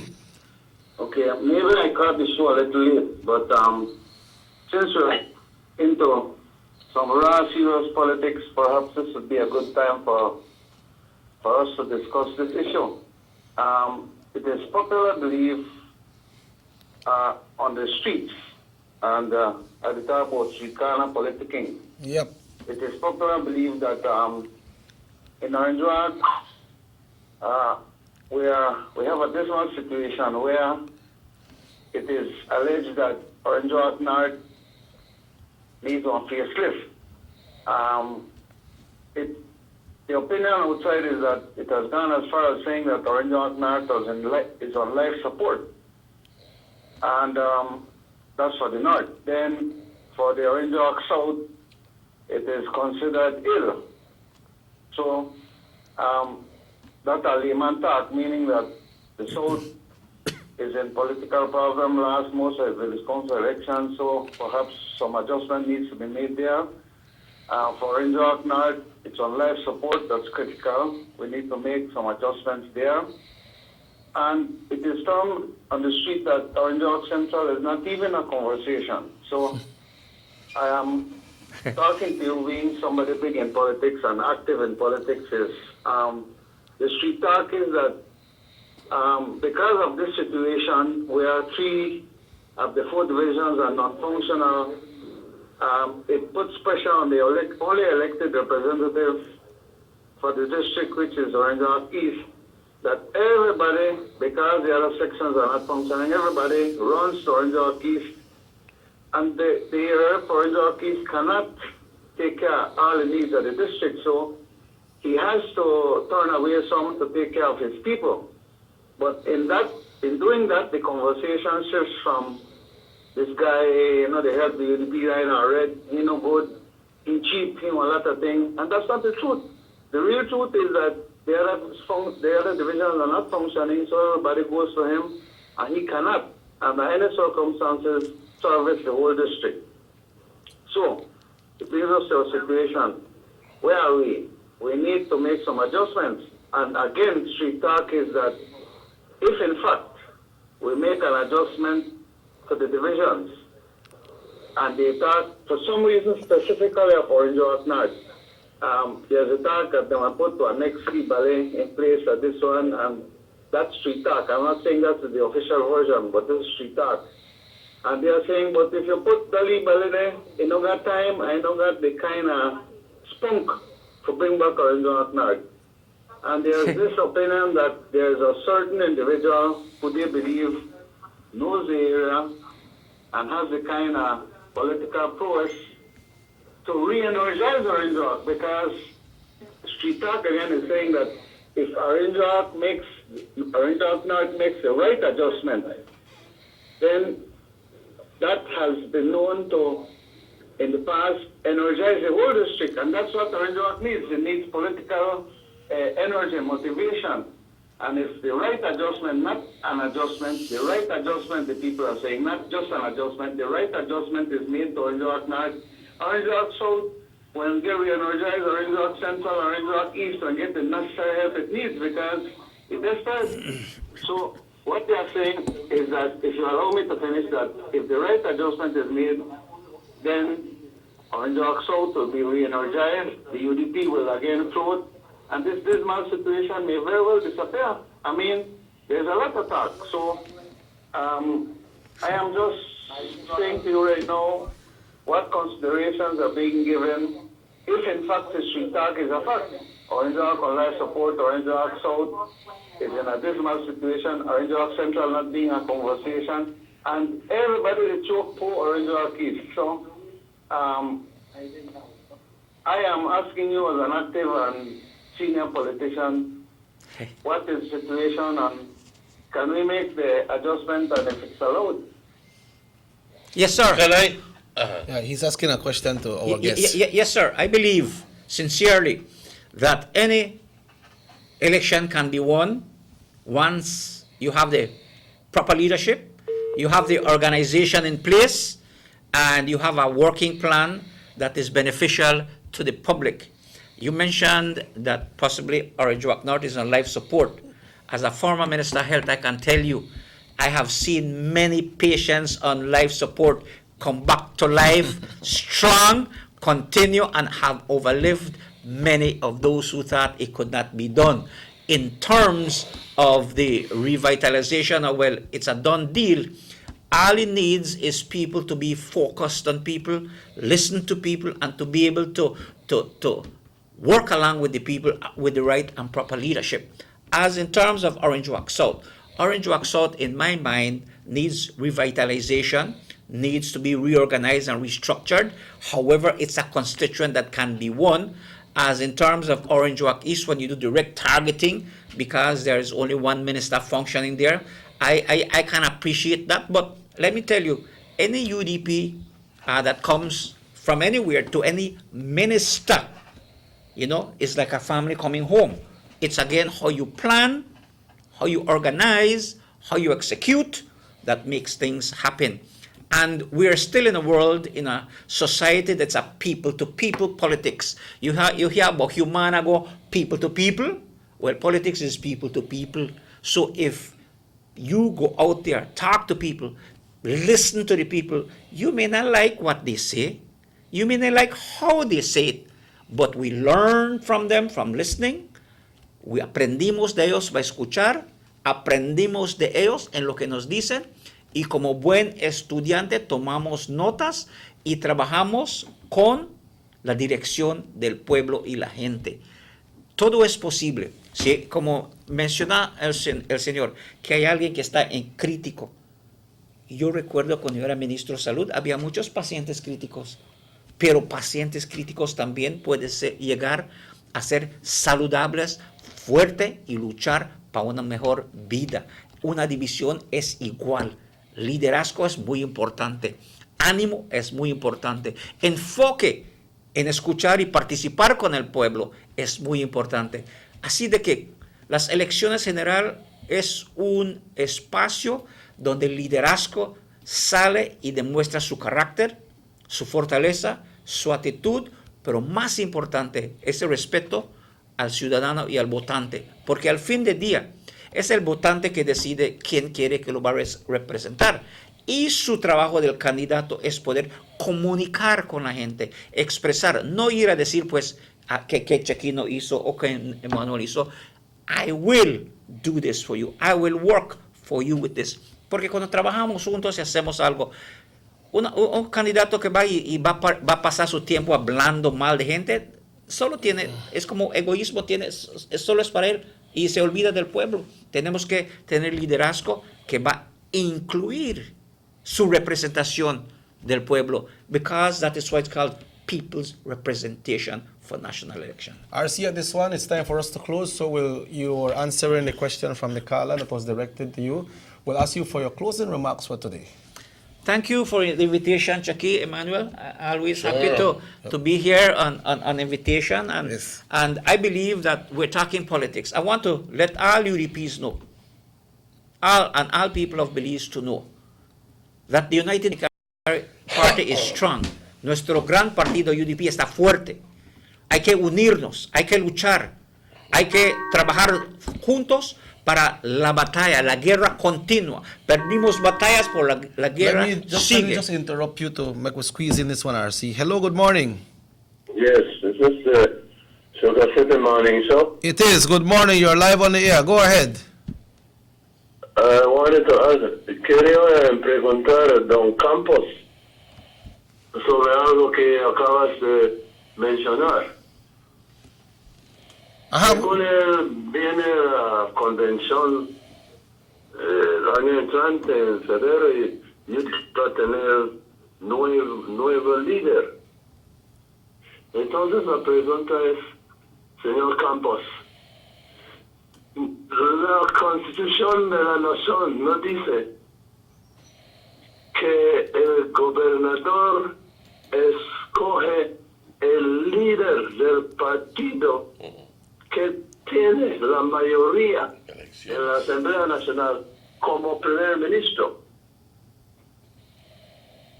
Bueno, sí, por eso los que están aplicando para el liderazgo, líder del partido, son personas que deben de tener, por supuesto, en mi opinión, ser miembros de la Asamblea Nacional, porque la Asamblea Nacional, la persona que tiene o lleva el respaldo de la mayoría es el que va a formar y ser líder del trabajo de gobierno. En nuestro caso es el primer ministro. Así de que eso es la función de la democracia en ello. El que tiene la mayoría es el que va a formar el gobierno. Y el que tiene la mayoría indica quién es su líder. Pero el partido antemano en una convención elige su líder para poder ir en la campaña y en la elección para declarar este es nuestro líder. Pero después del 9 de febrero. Después del nuevo es un líder electo, porque siempre el líder, en nuestro caso el muy honorable Dean Barrow siempre sigue siendo líder porque él tiene un mandato constitucional hasta el último día y él decide cuándo él quiere decir hasta acá voy para entregar. Así que son candidatos electos. Solo una comenta yo creo que hay un conflicto ahí. ¿En qué forma? Porque el líder según la Constitución, el líder del partido que tiene la mayoría va a ser el primer ministro. Permíteme. Pues sí, en la Asamblea Nacional, sí. En la Asamblea Nacional, sí. Está correcto. En la Asamblea Nacional. Pero no vamos a confundir. El partido es el que entrega y participa en elecciones, no el gobierno. El partido participa en elecciones. El partido tiene un liderazgo y hay 31 candidatos. Se va a una elección y el que tiene la mayoría va a formar la mayoría en la Asamblea Nacional. Pero antes de ir a la Asamblea Nacional ya se hizo una decisión políticamente. ¿Quién de la mayoría ya saben quién va a manejar y ser el primer ministro? Y la votación de los elegidos, entonces se llevan a cabo en la Asamblea Nacional. Pero ya sabemos antemano, partidariamente, quién va a ser nuestro líder. Lo que estamos viendo ahorita. Lo que estamos viendo ahorita, señor. Hay un conflicto ahí, yo creo, ¿no? La cosa es lo que estamos viendo ahorita, señor, permítame, es que estamos viendo algo interno del partido. Es algo interno. Cuando ya vayamos a el siguiente año, en noviembre, cuando ambos partidos ya hayan electo sus líderes, entonces, y un partido gana, entonces aplica lo que usted dice, que el gobernador le llama al líder del partido, que ganó la mayoría de elecciones. Así dices. Pero lo que es interno ahorita. Quiero aclararle, señor, gracias por su llamada, es muy interesante porque hay que aclarar. La cosa es de que el partido tiene su convención partidista, y el partido tiene su constitución. La constitución del partido no es la constitución nacional, es constitución del partido y son las leyes y reglamentos del partido que se utiliza y se pone en marcha para elegir sus liderazgos. ¿Ok? Y la Constitución Nacional, cuál es de todo el país, después de la elección general, es donde se indica el mandatario nacional, en cual el gobernador general, por supuesto, le pone la escritura y hace la declaración. Son dos cosas diferentes. Okay. Gracias, hermano. Gracias por la llamada. Y el convención para el partido no es para el primer ministro. No, es para el líder del partido, liderazgo. No, es algo interno dentro del partido. Sí. Bueno, parece finishing with your closing remarks. No, sí, quiero darle. Wow. Hello, good morning, Sugar City Morning Show. It's me again. Yeah, go ahead. I don't think you answered my question now. Morning. Well, I spoke on about an adjustment to be made in these areas that are sick, that are not politically functioning. Well, I mentioned any adjustments to be made. No, but I mentioned to you that adjustments are made in any situation, and you know that as a senior politician also, and a colleague, and I appreciate your call. However, what I want to say is that whenever you have a patient that is, as your terminology is hanging on, it's in life support. Even life support individuals can come back to be strong and be productive. So while the party is reorganizing and restructuring, that's an internal matter, and I appreciate your point of views, but because that is being reviewed. Let me just say that it's being reviewed. Okay, RC, let's finish off with your closing remarks. Well, I just want to thank you for inviting me and say thank you to everyone who tuned in, and to let you know that the United Democratic Party is alive, vibrant, and we're getting ready for a convention on the 9th of February 2020 at the Civic Center, and we will come out much more united, much more directed. And those in the village council that you feel that, as one says, ¿Adonde vamos? You be strong, you stand up for what is right, and the United Democratic Party is going to be there for you, because it's coming. We're coming now to what is the real issue, the national election, our country, and we're calling on all soldiers of the United Democratic Party to unite, be strong, and ready to fight to preserve democracy. And once again, victory for the United Democratic Party in 2020. Muchas gracias, Rubén. Y ya son las 9 de la mañana. We need to get out of here. A la persona que últimamente que llamó por último, ahora es mi turno, nada más decirte una cosita. Yo quisiera hacerte una pregunta. ¿Qué es tu sugerencia? Quizás para la próxima vez, ¿qué es tu sugerencia en términos de qué es la inyección que es necesaria para el distrito de Orange? Quisiéramos saber qué es tu sugerencia. Vamos a ver si esa sugerencia nos funciona, porque muchas veces podemos poner en spot al invitado, pero queremos saber más acerca de qué es lo que tú piensas, qué es lo que tú ofreces, qué es lo que tú sugieres. Me imagino, eres listo, eres súper listo y muy con una perspectiva bastante admirable, y quisiéramos conseguir un poquito más esa perspectiva y considerarlo aún más. Muchas gracias, producción. Rahim, muchas gracias, Chequi. Gracias, Emmanuel. Chequi. Thank you, sir. Muchas gracias. Have a great day, Chequi. A nuestra audiencia que nos está siguiendo. Ya son las 9 minutos. Y a todos que participaron en el show, te los agradezco fuertemente, enviando saludos aquí a toda parte del país, y especialmente a las personas que están cumpliendo años hoy. Que la pasen de maravilla. Compañeros, tengan un excelente día. Mi nombre es Emmanuel. I'm Robert Checky Usher. RC, thanks for coming. We want to see if we can have you once again sometime in the week, or perhaps next week, Monday, to bring us up to date when it comes to the United Democratic Party. So on that note, once again, RC, thanks so much. And thank you too. Have yourself a wonderful day, everyone. Thanks for tuning in. Remember, we have the news coming up at 6:30 right here on the same station. And this show repeats at 9 o'clock tonight. Hasta luego y se cuidan todos.